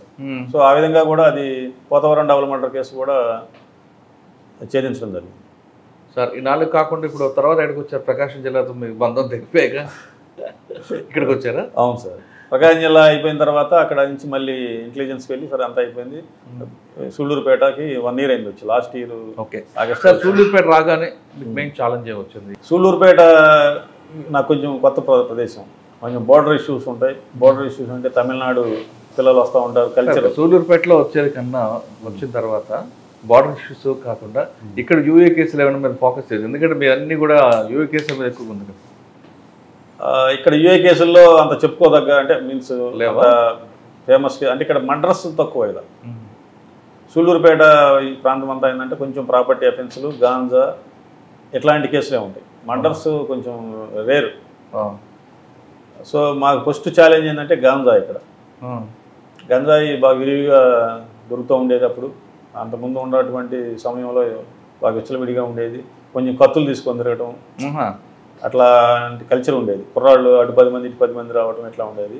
మేము వచ్చిన తర్వాత ఒక సుమారు 8 కేసులు పెట్టి ఒక 200 kgs గంజాయిని సుమారు 40 మందిని ముద్దాయిని అరెస్ట్ చేయడం జరిగింది. ఆ 40 మందిలో కూడా సుమారు 25 మంది లోకల్ వాళ్ళు. ఎక్కడి నుంచి వస్తుందండి గంజా మీకు? గాంజాయి వీళ్ళు ఒరిస్సా బోర్డర్ నుంచి తీసుకొని వస్తున్నారు. యాక్చువల్గా ఈ ప్రభుత్వం వచ్చిన తర్వాత ఏగల్ టీం పెట్టడం జరిగింది. కొద్ది గొప్ప ఈ మన్యంలో అక్కడక్కడ జరిగేవి కూడా అన్నీ క్లోజ్ అయ్యి ఇప్పుడు ట్రైన్స్లో వస్తాయి సార్ ఎక్కువగా. ట్రైన్ ద్వారా వాళ్ళు ప్యాకెట్స్ 2 kgs ప్యాకెట్స్ ఒక 4 ప్యాకెట్లు పెట్టుకోవడం, సంచి పెట్టుకోవడం, ట్రైన్లో పక్కన పెట్టడం. అవి తీసుకొచ్చి ఈ సూళ్ళూరుపేటకి ఎందుకు వస్తారంటే దిగుతారంటే ఇక్కడ దిగి ఇక్కడి నుంచి చెన్నై వెళ్ళటం మెమోస్లో. అట్లా మేము పెద్ద ట్రైన్స్ గూడూరు దిగి ఇక్కడ రావడం, లేకపోతే తిరుపతి ట్రైన్స్లో నాయుడుపేట దిగడం, లేకపోతే వెంకటగిరి దిగడం ఇట్లా జరుగుతూ ఉంటుంది. సో ఇవి ఇక్కడ అమ్మేసి ఇక్కడ ఏంటంటే CCTV ఉంది, మాంబట్టు సెజ్ ఉంది పారిశ్రామిక వాడ. మాంబట్టు పారిశ్రామిక వాళ్ళు అపాచీలోనే సుమారు 9-10 వేల మంది పనిచేస్తారు. ఇంకా మిగతా అన్ని కలిపి ఒక 2-3 వేల మంది అంటే 13-14 వేల మంది మాంబట్లో. CCTVలో ఒక 20-30 వేల మంది పనిచేస్తారు. 20-30 వేల మందిలో అందరూ ఇక్కడ ఉండకపోయినా కొంతమంది సతివేడు తడాటి వైపు వెళ్ళినా సూళ్ళూరుపేటకు వచ్చేసరికి హాస్టల్స్ కానీ కొంచెం చీఫ్గా ఉండటం వల్ల మొత్తం ఇక్కడ ఉంటారు ఎంప్లాయీస్. అంటే 15,000, 20,000 లోపు శాలరీస్ బడ్జెట్లో ఉండడానికి ఇష్టపడతారు కాబట్టి ఇక్కడ ఉంటారు. పాపులేషన్ డెన్సిటీ ఎక్కువ ఇక్కడ, చిన్న పట్టణమైనా ఎక్కువ మంది ఎంప్లాయీస్ తిరుగుతూ ఉంటారు. రోజు ఒక సుమారు 600-700 బస్సులు 3 షిఫ్ట్లు తిరుగుతాయి. అంటే 200 కాడికి ఉదయం 7, మధ్యాహ్నం 1 గంటకి, సాయంత్రం 5 గంటలకి, రాత్రి 11 గంటలకి ఇట్లా ఈ షిఫ్ట్స్లో బస్సులు రావడం వెళ్ళడం. అంటే ఇది ఒక ఇంతకుముందు నేను చెప్పినట్టు చేమకుర్తిలో లాగా ఎంప్లాయీస్ ఎక్కువ ఇక్కడ. సో ఈ గాంజాయి అమ్ముకునే వాళ్ళకి రకరకాల రాష్ట్రాలలో ఉంటారు. ఒరిస్సా వాళ్ళు ఉంటారు, మధ్యప్రదేశ్, రాజస్థాను, బీహార్, ఇక అసలు ప్రపంచం అన్నట్టు భారతదేశంలో ఉన్నటువంటి ప్రతి ప్రాంతం నుంచి ఇక్కడ ఎంప్లాయ్మెంట్ ఉంది. మినీ భారతదేశం లాగా తడ కానీ ఇది కానీ. సూళ్ళూరుపేట పక్కన తడ ఉండదు. తడకి ఏంటంటే బోర్డర్ వచ్చేసి ఆరంభాగం మన ఏరియాలో, అంటే మనకి ఆరంభాగం తర్వాత మనకు ఉంటుంది, బిఫోర్ మనకు ఉంటుంది, మధ్యలో ఉండదు ఆరంభాగం. సో అక్కడ కొంతమంది ఈ తమిళ నాడు ప్రాంతంలో ఏంటంటే కొంచెం కుర్రాళ్ళు కొంచెం జుట్లు జులాయిలాగా పెంచుకోవడం, చిన్న చిన్న కత్తులు పెట్టుకుని తిరగడం అట్లా చేస్తూ ఉంటారు. వాటిని మేము నిలుపుదల చేసాం. అంటే కఠినంగా వ్యవహరించాం. అధికారులు కూడా సహకరించారంటే మీన్స్ గట్టిగా వ్యవహరించమని చెప్పారు.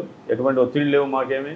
ల్యాండ్ ఆర్డరు క్లీన్గా ఉండాలి, శాంతి భద్రతలే ముఖ్యమని చెప్తూ ఉంటారు. కాబట్టి గంజాయి నిర్మూలించి వాటి మీద కఠిన చర్యలు తీసుకున్న తర్వాత ఇక్కడ ఇప్పుడు గంజాయి అమ్మటకాలు దాదాపు 90% పైన తగ్గిపోయింది. ఎంతో కొంత జరగదని చెప్పము. ఇంతకుముందు ఓపెన్గా జరిగేది, చాలా సీక్రెసీగా తక్కువ అయిపోయింది. ఆల్మోస్ట్ ఆల్ క్లోజ్ చేసాము. ఎక్కడైనా ఒకటారా జరుగుతూ ఉంటాయి. అవి కూడా రెగ్యులర్ బేసిస్లో. అంటే మాకు ఇక్కడ ప్రస్తుతానికి టార్గెట్ ఏంటంటే ఓన్లీ గంజాయి తాగి తర్వాత చేసే గొడవలు. ఈ రెండు కూడా ఈ 1 yearలో మేము నిలుపుదల చేయడం జరిగింది. ఓకే, కానీ డ్రోన్ వాడడం వల్ల మీకు వచ్చే బెనిఫిట్ ఏంటి? ఇక్కడ సారు మన హర్షవర్ధన్ రాజు సారు వచ్చిన తర్వాత ప్రతి సబ్ డివిజన్కి కూడా ఒక డ్రోన్ ఇవ్వడం జరిగింది. డ్రోన్ వల్ల ఉపయోగాలు ఏంటంటే మనం అన్ని ప్రాంతాలకు వెళ్ళలేము. మనం వెళ్తే ఎల్కిడి వల్ల వాడు వెళ్ళిపోవచ్చు. మనం దాన్ని ప్లై చేయటం వల్ల మారుమూల ప్రాంతాలకు, అంటే చెట్ల లోపల ఎక్కడైనా పేకాట గ్యాంబ్లింగ్ అలాంటి జరుగుతున్నా, కోడి పందాలు జరుగుతున్నా, లేకపోతే ఎక్కడైనా అలర మొక్కల్లాగా ఉండేవాళ్ళు నిర్జీవ ప్రదేశాల్లో పాడుబడి ఇళ్ళ దగ్గర అట్లా గంజాయి సేవిస్తూ ఉంటారు. ఇవన్నీ కూడా మనం డ్రోన్ ద్వారా క్యాప్చర్ చేసుకోవడం, ఇమీడియట్గా అక్కడికి వెళ్ళి వాళ్ళ మీద కేసులు బుక్ చేయటం, గంజాయి తాగేవాళ్ళు అయితే కౌన్సిలింగ్ చేయటం, వాళ్ళకి అమ్మేవాళ్ళు ఎవరిని వాళ్ళని ఎండబట్టుకోవడం, వీళ్ళకి కౌన్సిలింగ్ చేయటం, వీళ్ళ తల్లిదండ్రులను పిలవటం, మీ పిల్లలు ఏ విధంగా చేస్తున్నారు అని చెప్పి ఆ డ్రోన్ రావడం వల్ల ఏంటంటే కొంచెం ఫియర్ వచ్చింది. పోలీసు వాళ్ళు ఈ డ్రోన్తో ఎక్కడికైనా వస్తారు వీళ్ళు. అదేవిధంగా ఫ్లెమింగో ఫెస్టివల్ జరిగింది. ఫ్లెమింగో ఫెస్టివల్ ఒక 5 సంవత్సరాల తర్వాత జరిగే తలకి లాస్ట్ ఇయర్ హెవీ క్రౌడ్ వచ్చింది. దీని క్రౌడ్ మూవ్మెంట్ కూడా కంట్రోల్కి మేము వాడుకోవడం జరిగింది. అంటే ఎక్కడైనా కొంచెం క్రౌడ్ ఎక్కువ, ట్రాఫిక్ ఎక్కువ ఉన్నప్పుడు అక్కడ స్టాఫ్ను పంపించుకోవడం, అక్కడ అంటే ఎటువంటి ఇన్సిడెంట్ జరగకుండా. సార్, అది కాకుండా మీకు ఇక్కడ బోట్ ద్వారా వెళ్ళే లేకులు ఉన్నాయి. ఇక్కడ అక్కడ ఏమైనా క్రైమ్ జరిగితే మీరు బోట్లో వెళ్తారా? ఇరక్కం అని మనకి పులికాట్లో ఉంటుంది సార్. అది ఒక ప్రత్యేకమైన ప్రాంతం, ద్వీపం. అది సుమారు ఒక 800 మంది 900 మంది దాకా. 2 ద్వీపాలు కనిపిస్తున్నాయి కదండి. అది వేనాడు ద్వీపం కాదు, దానికి రోడ్డు ఉంది. అక్కడ ఒక ఫేమస్ దర్గా ఉంది. 144 feet సమాధి ఉండేది అక్కడ. అది ఏషియాలోనే పెద్ద ఏఆర్ రెహమాన్ గారు వాళ్ళు వస్తూ ఉంటారు. అది రీసెంట్గా ఒక 3-4 days బ్యాక్ అది గంధోత్సవం జరిగింది. తమిళనాడు, కర్ణాటక, ఆంధ్ర, తెలంగాణ ఈ 4 ప్రాంతాల నుంచి కూడా భక్తులు విడిగా వస్తూ ఉంటారు. ఇరక్కం వచ్చి స్పెషల్ ఏంటంటే మీరు అన్నట్టు ఏదన్నా ఇన్సిడెంట్ జరిగితే కంపల్సరీ బోటు ద్వారా వెళ్ళాల్సిందే. ఆల్టర్నేటివ్ ఏం లేదు. దాన్ని కలెక్టర్ గారు కూడా మన ప్రోగ్రామ్ పెట్టడం జరిగింది. కలెక్టర్ గారితో పాటు ఆర్డీఓ గారు, మేము, ఎమ్మెల్యే గారు అందరం కూడా అక్కడికి బోట్లోనే వెళ్ళి కంప్లైంట్స్, ఏదైనా కంప్లైంట్స్ వచ్చినా కానీ, వాళ్ళకి ఏదైనా సమస్య వచ్చినా కానీ, పిల్లలు కూడా ఇప్పుడు అక్కడ బోట్లోనే వచ్చి స్కూల్స్కి వస్తారు. ఈ మధ్య రీసెంట్గా గవర్నమెంట్ 173 మందికి ఇళ్ల పట్టాలు ఈ తడ ఏరియాలో ఇవ్వడం జరిగింది. సమూలంగా వాళ్ళని అంటే మీన్స్ మొత్తాన్ని కూడా రాబోయే 1 yearలో బయటకు తీసుకురావడం ద్వారా వారికి మంచి అవకాశాలు, అంటే విద్య కానీ, వైద్యం కానీ, ఆరోగ్యం ప్రకారం కానీ వాళ్ళకి అవకాశాలు కల్పించడానికి గవర్నమెంట్ చర్యలు తీసుకుంటుంది. అది మంచి సౌకర్యం. ఓకే సార్, ఇది కాకుండా బోర్డర్ మీకు ఇష్యూస్ ఏమున్నాయంటే? బోర్డర్లో ఇక్కడ నానుడి ఏంటంటే జనరల్గా మీరు నెల్లూరు వెళ్ళినా, చెన్నై వెళ్ళినా ఒకటి అనుకుంటూ ఉంటారు అందరూ, ఏమని శాండ్ తడలోంచి శాండ్ వెళ్తుంది, తడ నుంచి శాండ్ వెళ్తూ ఉంటుంది అంటూ ఉంటారు. అది వెళ్తుందా వెళ్ళదా అని తెలియదు ఎవరికి, కానీ వెళ్ళిద్ది అంతే, శాండ్ వెళ్తుంది అని అంటారు అన్నమాట. దీనికి మేమేం చేసాము, ఒక నెంబర్ ఐడెంటిఫికేషను కెమెరాస్ పెట్టాం. ఒక ఎస్పీ గారు 2 ప్రొవైడ్ చేశారు. సుమారు ₹1,00,000 పెట్టి, అంటే చెన్నై నుంచి వచ్చే వెహికల్స్ కానీ, చెన్నై అంటే 120 km స్పీడ్తో వెళ్ళినా కానీ నెంబర్ క్యాప్చర్ అవుతుంది. అంటే ఏమీ జరగట్లేదు, ఎవరైనా చెక్ చేసుకోవచ్చు. అది మేము ఆల్రెడీ అందరికి కూడా నెంబర్స్ ఇవ్వడం జరిగింది. చెక్ పోస్ట్ కూడా లేదు, శాండ్ అయితే వెళ్ళదు ఇక్కడి నుంచి. కానీ ఇంత ముందు రోజుల్లో జరిగింది కాబట్టి ఇప్పుడు కూడా జరుగుతుంది అనుకుంటారు. కాబట్టి దాన్ని నిరోధించడానికే మా గవర్నమెంట్ పాలసీ, బయట రాష్ట్రాలకి శాండ్ వెళ్ళకూడదు. దాని మీద ప్రత్యేకంగా దృష్టి సారించుకొని అది శాండ్ వెళ్లకుండా మేము చెక్ పోస్ట్ పెట్టుకొని 24 గంటలు రన్ అవుతూ ఉంటుంది అక్కడ. సుమారు 6 మంది, షిఫ్ట్కి 6 మంది కాడికి 3 షిఫ్ట్లో 3 hours 18 మంది మేము కూడా దాన్ని తనిఖీ చేస్తాం. సార్, తమిళనాడు నుంచి కూడా ఇటు వచ్చాయనుకోండి కొంతమంది, అక్కడ క్రైమ్ జరిగి రావడం కానీ, లేదా అక్కడ నుంచి చీప్ లిక్కర్ తీసుకురావడం, ఇటువంటి మీద ఫోకస్ ఉంటుందా? యాక్చువల్గా ఈ లిక్కర్ అనేది మరి అంతకుముందు రోజుల్లో ఎలా ఉండిందో జరిగింది, కానీ ఇప్పుడు ఉన్న లిక్కర్ పాలసీ ప్రకారం మనకేమి లిక్కర్ రావట్లేదు ఎక్కడి నుంచి. అంటే నాకు తెలిసిన ముందు తెలంగాణ నుంచి ఆంధ్రాకి వచ్చేది. ఈ ఏరియా మీద కొంచెం అంత ఐడియా లేదు. మనం వచ్చేసరికి లిక్కర్ పాలసీ కొత్తది వచ్చింది. సో ఇక్కడి నుంచి లిక్కర్ ఏమైనా వెళ్తుందేమో తెలియదు, కానీ ఇక్కడికైతే లిక్కరు రాదు, అంత అవసరం కూడా లేదు. అందరూ దాని గురించి. సార్ ఇంకోటి ఇంపార్టెంట్, శ్రీహరికోట అక్కడ ఏం జరిగినా మొత్తం వరల్డ్ వైడ్గా సూళ్ళూరుపేట ఫేమస్ అవుతుంది. ఇక్కడ జరగకుండా ఎలాంటి ప్రికాషన్ తీసుకుంటారు? శ్రీహరికోట యాక్చువల్గా అది నాకు కూడా చిన్నప్పటి నుంచి చదువుకుంటూ ఉండేది. ఒక శ్రీహరికోట చూడాలనుకుంటూ ఉండేవాడిని. ఇక్కడికి వచ్చినప్పుడు రాంగ్లోనే పవన్ కళ్యాణ్ గారి ప్రోగ్రామ్ ఒకటి పడింది, తర్వాత ఒక లాంచింగ్ జరిగింది. అది చాలా మీరు అన్నట్టు అది ప్రపంచ ప్రఖ్యాతిగాంచింది. ఏం లాంచింగ్ జరిగినా మనం శ్రీహరికోట ప్రతిసారి అది వెలుగులోకి వస్తూ ఉంటుంది. అక్కడ దాదాపు 1000 మంది సిఐఎస్ఎఫ్ సిబ్బంది ఉన్నారు. ఓకే. ఒక ఎస్పీ కమాండెంట్ క్యాడర్ అతను ఉన్నారు, ప్లస్ 2000 మంది ఎంప్లాయీస్ ఉంటారు, వాళ్ళ కుటుంబాలు ఉన్నాయి. కత్తిమైన సాము లాంటిది యాక్చువల్గా.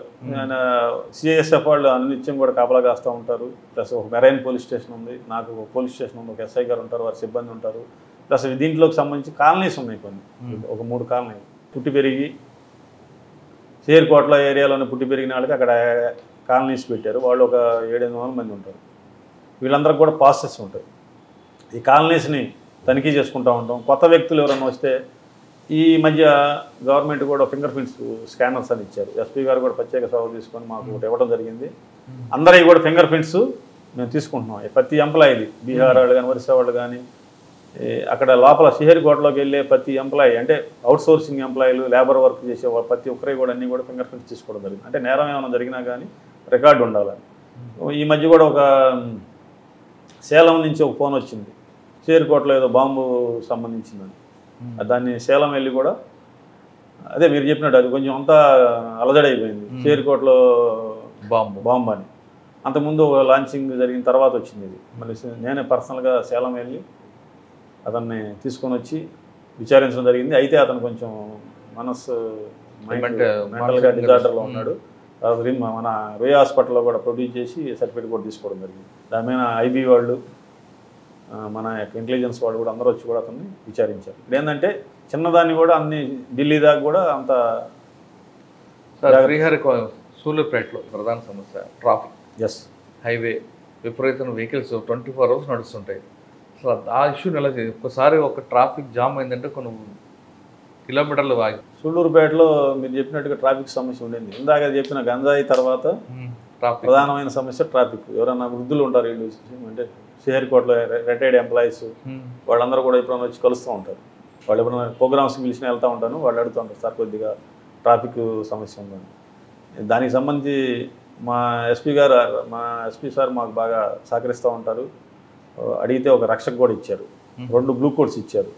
ఒక రక్షక్లో ఒక ఎస్ఐని లేకపోతే స్టాఫ్ని పెట్టడం, బ్లూ కోడ్స్కి ఇద్దరిని ఇవ్వటం, ఇవన్నీ కూడా సైమల్టేనియస్గా తిప్పడం వల్ల అంత పెద్ద ప్రమాదమైన ట్రాఫిక్ ఇబ్బందుల నుంచి తప్పించుకొని కొంచెం నార్మల్కి వచ్చింది. 1-2 రోజులు కొన్ని ఏదన్నా మేము బందోబస్తుల్లో వేరే ప్రదేశాలకు వెళ్ళినప్పుడు ఏమన్నా ఇట్లాంటి ఇబ్బందులు జరిగినా కానీ హైవే మీద అయితే సమస్యలు లేవు. ఎందుకంటే హైవే మీద మాకు ఒకసారి వస్తుంది. అది ఎప్పుడంటే బాగా హెవీ వర్షాలు వస్తాయి, ఈ నవంబర్ డిసెంబర్లో ఇక్కడ మాన్సూన్స్. అప్పుడు వచ్చినప్పుడు ఇక్కడ ఇంజనీరింగ్ కాలేజీ దగ్గర రోడ్డు మీద వాటర్ వస్తాయి. వచ్చినప్పుడు కొద్దిగా ఉంటుంది. లాస్ట్ టైం వస్తే మేము దగ్గర ఉండి 3-4 hours నిలబడి పంపించడం జరిగింది వెహికల్స్. ప్రస్తుతానికైతే నేను వచ్చిన ఈ 1 yearలో మేజర్ ట్రాఫిక్ హైవే మీద అయితే లేదు. టౌన్లో ఉంది, దాన్ని దాదాపుగా కంట్రోల్ చేసాము 60-70%. చిన్నవి ఉన్నాయి, అవి కూడా రాబోయే రోజుల్లో పరిష్కరించుకుంటాం. ఇంకో ఫైనల్గా సూళ్ళూరుపేట అనగానే చెంగాలమ్మ టెంపుల్, ఇక్కడ కూడా 2 రాష్ట్రాల దగ్గర 3 రాష్ట్రాల ప్రజలు వస్తుంటారు. ఆ బందోబస్తు ఎలా చేస్తుంటారు? సూళ్ళూరుపేట అది నిరంతరం అది స్పెషాలిటీ ఏంటంటే చెంగాలమ్మ టెంపుల్ క్లోజ్ చేయదు. మనకి ఏ దేవాలయానికి వెళ్ళినా కానీ రాత్రి 10 తర్వాత 11 తర్వాత క్లోజ్ చేసుకోవడం, తెల్లవారుజామున ఓపెన్ చేయడం ఉంటుంది. ఇది రెగ్యులర్ 24 hours ఓపెన్ ఉంటుంది. ఈ అమావాస్యకి బాగా తమిళనాడు నుంచి భక్తులు బాగా వస్తూ ఉంటారు, అక్కడే నిద్రిస్తారు వాళ్ళు. అట్లా కొంచెం హెవీ క్రౌడ్ ఉంటుంది. క్రౌడ్ ఉన్నప్పుడు సిబ్బందిని పెట్టుకొని అక్కడ ట్రాఫిక్ సమస్య లేకుండా అక్కడ కొంతమంది బస్సులు అవి ఉండేవి. ఇప్పుడు నో పార్కింగ్ జోన్, ఓన్లీ టెంపుల్కి వచ్చిన వాళ్ళు వెహికల్స్ పెట్టుకునే విధంగానే అక్కడ ఏర్పాటు చేశాము. రెగ్యులర్గా ఆ ఈఓ గారితో కానీ ఆ టెంపుల్ సిబ్బందితో కానీ ఉండి మేము బందోబస్తు ఏర్పాటు చేసుకోవడం. ఎవరైనా వివిఐపీస్ వస్తూ ఉంటారు, 2 రాష్ట్రాల నుంచి వస్తూ ఉంటారు. శ్రీహరికోట నుంచి కూడా లాంచింగ్ ముందు రోజు అక్కడే ఇస్రో చైర్మన్ గారు వచ్చి పూజ చేసుకుంటారు ఆనవాయితీ. ఈ 4 రాష్ట్రాల్లో అంటే ఎక్కువగా తమిళనాడు, ఆంధ్రాలో బాగా ప్రాముఖ్యత చెందిన గుడి కాబట్టి అది కూడా ఒక అదృష్టంగా భావిస్తున్నాం మేము. అంటే అక్కడ ఎటువంటి ప్రాబ్లం రాకుండా ప్రస్తుతానికైతే ఇంతవరకు ఏమి ఇన్సిడెంట్ కూడా నోటీస్ కాలేదు. దాని తగు జాగ్రత్తలు తీసుకుంటాం. ఓకే సార్, ఫైనల్గా చెప్పండి, మీకు లా అండ్ ఆర్డర్ కన్నా క్రైమ్లోనే ఎక్కువ ఇంట్రెస్ట్ చూపిస్తున్నట్టుగా మీ రికార్డులు చెప్తున్నాయి. ఎక్కడైతే యూఏ కేసులు ఉన్నాయో అందులోనే లాగా రిపీట్గా చూసి కేసు బ్రేక్ చేయాలని, ఇకపై మీరు అటువంటి కేసులు చూస్తారా, లా అండ్ ఆర్డర్ కేసులు చూస్తారా? అంటే అవి మన వృత్తిపరంగా ఏది వచ్చినా చూడాల్సి వస్తుంది. లా అండ్ ఆర్డర్లో ఇష్యూస్ ఏంటంటే ప్రజలకు దగ్గరగా ఉండవచ్చు. మనం పబ్లిక్ మనకి గోల్ అడుగుతున్నాను. గోల్ అంటే ఛాలెంజింగ్ జాబ్స్ చేయటం ఇంట్రెస్ట్గా ఉంటుంది. ఏదైనా అపరిష్కృతంగా ఉన్నటువంటి ఎవరిని అడుగుతూ ఉంటాను. పక్కన కూడా ఏదైనా స్టేషన్స్లో ఉండా కానీ మర్డర్ కేసు పెండింగ్ ఉందా ఒకసారి చూద్దాం అని నేనే కల్పించుకుంటాను. అంటే ఏదో ఒకటి హెల్ప్ చేద్దాం వాళ్ళకి, వాళ్ళకి ఆలోచన. ఎందుకు అంత ఇంట్రెస్ట్ అండి? అంటే నేను చిన్నప్పటి నుంచి కూడా కొంచెం ఈ డిటెక్టివ్ నవల్స్ అవి చదువుతూ ఉండేవాడిని. మధుబాబు చదువుతూ ఉండేవాడిని చిన్నప్పుడు. 7th 8th క్లాస్ నుంచి కూడా టీచర్స్ కూడా నన్ను మమలించేవాడు. మా వెంకటేశ్వరరావు మాస్టర్ అని ఆయన తింటా ఉండేవాడు, ఏ నవలు చదువుతున్నామని. మా అమ్మగారు ఎప్పుడు ఎదనపూడి సులోచనారాయణ వాళ్ళే చదువుకుంటూ ఉండేది. అట్లా ఏదో కొంచెం అంటే క్రైమ్ అది చేజ్ చేయాలా, అది దాన్ని మనం ఎందుకు సాధించకూడదు, పట్టుదలగా ఉంటుంది అది కొంచెం. అందుకోసం క్రైమ్ ఇంట్రెస్టింగ్గా ఉంటుంది. అపరిష్కృతంగా ఉంటే పరిష్కరిస్తే మనకి పోలీసు నేను అనుకునేది ఏంటంటే, నా వల్ల ఎంతో కొంతమంది జనరల్గా పోలీసు మీద ఎంతో కొంత బ్యాడ్ నడుస్తూ ఉంటుంది. ఎవరో ఒకరు అనుకుంటారు ఎంతమంది మా వృత్తిపరంగా ఉంటాయి. నా వల్ల ఎంతో కొంతమంది పోలీసు మంచి వాళ్ళు అని అనుకోవాలి, నా వల్ల ఎవరు చెడ్డవాళ్ళు అనుకోకూడదు అని నేను భావిస్తూ ఉంటాను. దీనికి కూడా ఏంటంటే పోలీస్ ఫ్యామిలీస్కి చివరిగా నేను ఇంత సక్సెస్ అవ్వాలంటే ఇంట్లో వాళ్ళ యొక్క భార్యల సహకారం కూడా ఎంతో లభించాలి. ఎందుకంటే వాళ్ళే పిల్లలందరినీ కూడా, పోలీసు అతను నిద్రలేసే తల్లికి ఇంట్లో ఉండడు, పిల్లలు నిద్రలేసే తల్లికి ఇంట్లో ఉండడు, నిద్రపోయే తల్లికి వెళ్తాడు. అసలు మీ విజయవానికి వాళ్ళే ఉన్నారు. అది ప్రతి పోలీసు, నేను వేరే డిపార్ట్మెంట్ కానిస్టేబుల్ దగ్గర నుంచి డీజీ వరకు ఎవరు తీసుకున్నా మీకు సక్సెస్ వెనక వాళ్ళే ఉంటారు. పిల్లల సక్సెస్ వెనక కూడా తండ్రి పాత్ర ఉండదు పోలీసులో. మ్యాక్సిమం తల్లుల యొక్క పాత్ర ఉండదు. కాబట్టి తల్లులే మాకు వాళ్ళ వల్లే మేము ఇంత సక్సెస్ఫుల్గా ఈరోజు. మీ మేడం గారు మీరు మీ వెనక? మా వెనక నా మేడం గారే. మా అమ్మగారు కూడా అంటే నాకంతా కూడా తల్లి, మా అక్క, మా మిస్సెస్. ఇప్పుడు తల్లి మంచి బుద్ధులు నేర్పింది. మా అక్క దగ్గర నేను పెరిగి హైదరాబాద్లో చదువుకున్నాను. ఇద్దరిని, మా బ్రదర్ని నన్ను ఇద్దరిని కూడా ఆమె తీసుకెళ్ళి తన మ్యారేజ్ అయిన తర్వాత తన దగ్గర పెట్టుకొని మేము మా కాళ్ళ మీద నిలబడేదాకా ఆమె పెంచింది. తర్వాత మిస్సెస్ ఇప్పుడు అల్టిమేట్గా అమ్మాయి తను సహకారం లేకపోతే మేము అంటే మైండ్ పీస్ఫుల్గా ఉండాలి, మనం వర్క్ పని చేసుకోవాలంటే ప్రతి పోలీస్ అధికారి వెనక కానిస్టేబుల్ కానీ మీరు అన్నట్టు డీజీపీ గారి దాకా భార్యల సహకారం లేకపోతే మేము సక్సెస్ సాధించలేము, మా పిల్లలు కూడా సక్సెస్ సాధించలేము. పోలీసింగ్లో ఛాలెంజ్ ఉన్న పాత్ర చేయడమే తనకు ఇష్టం అంటున్నారు మురళీకృష్ణ గారు. ఎందుకంటే చిన్నప్పటి నుంచి షాడా మధుబాబు నవల ప్రభావం చాలా ఎక్కువగా ఉన్నట్లు కనిపిస్తుంది. అంటే తన పరిధిలో కాకుండా చుట్టుపక్కల పరిధిలో కూడా ఎక్కడైతే మిస్సింగ్ కేసులున్నా, అది మిస్టరీ కేసులు ఉంటే ఒకసారి అందులో మాట్లాడి సలహా ఇవ్వడంలో ఆయనకు ఒక స్టైల్ ఉంది. ఏ పోలీస్ ఆఫీసర్ అయినా సరే సంఘటన జరిగిన వెంటనే ప్రతి ఎక్యూజ్డ్ అంటే ప్రతి నేరస్తుడు అక్కడ క్లూ విడిచిపెట్టి వెళ్తాడు. అది పట్టుకోవడంలోనే వాళ్ళ యొక్క పనితనం కానీ నైపుణ్యం కానీ బయటపడుతుందనే విషయానికి బెస్ట్ ఎగ్జాంపుల్ మురళీకృష్ణ గారు. ఆయన ఇంకొక మాట చెప్తున్నారు, మా విజయం వెనక మా భార్యలు ఉన్నారు. ఖచ్చితంగా ప్రతి పోలీస్ ఆఫీసర్కి కానిస్టేబుల్ దగ్గర నుండి హోంగార్డ్ దగ్గర నుండి డీజీపీ వరకు ఈరోజు వాళ్ళ ఆఫీసర్లు వాళ్ళు చక్కగా పనిచేయడం కాకుండా వాళ్ళ కుటుంబాలు కూడా చక్కగా పిల్లలకు బాగా చదువుతున్నారంటే దానికి కారణం వాళ్ళ వైఫ్లే అనే విషయాన్ని ఈయన కూడా అంగీకరిస్తున్నారు. ఇది మురళీకృష్ణ గారితో ఎక్సలెంట్ ఇంటర్వ్యూ. వచ్చే వారం మరో గెస్ట్తో మళ్ళీ కలుద్దాం. అంతవరకు నమస్తే. థ్యాంక్ యూ అండి. Thank you very much.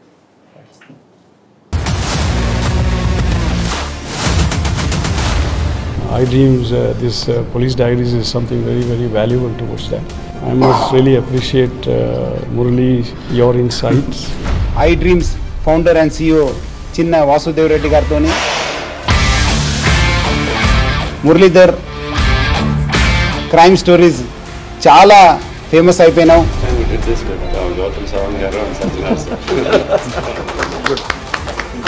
Well done. Congratulate him for doing so well, and I congratulate him, his boss also. For doing so well.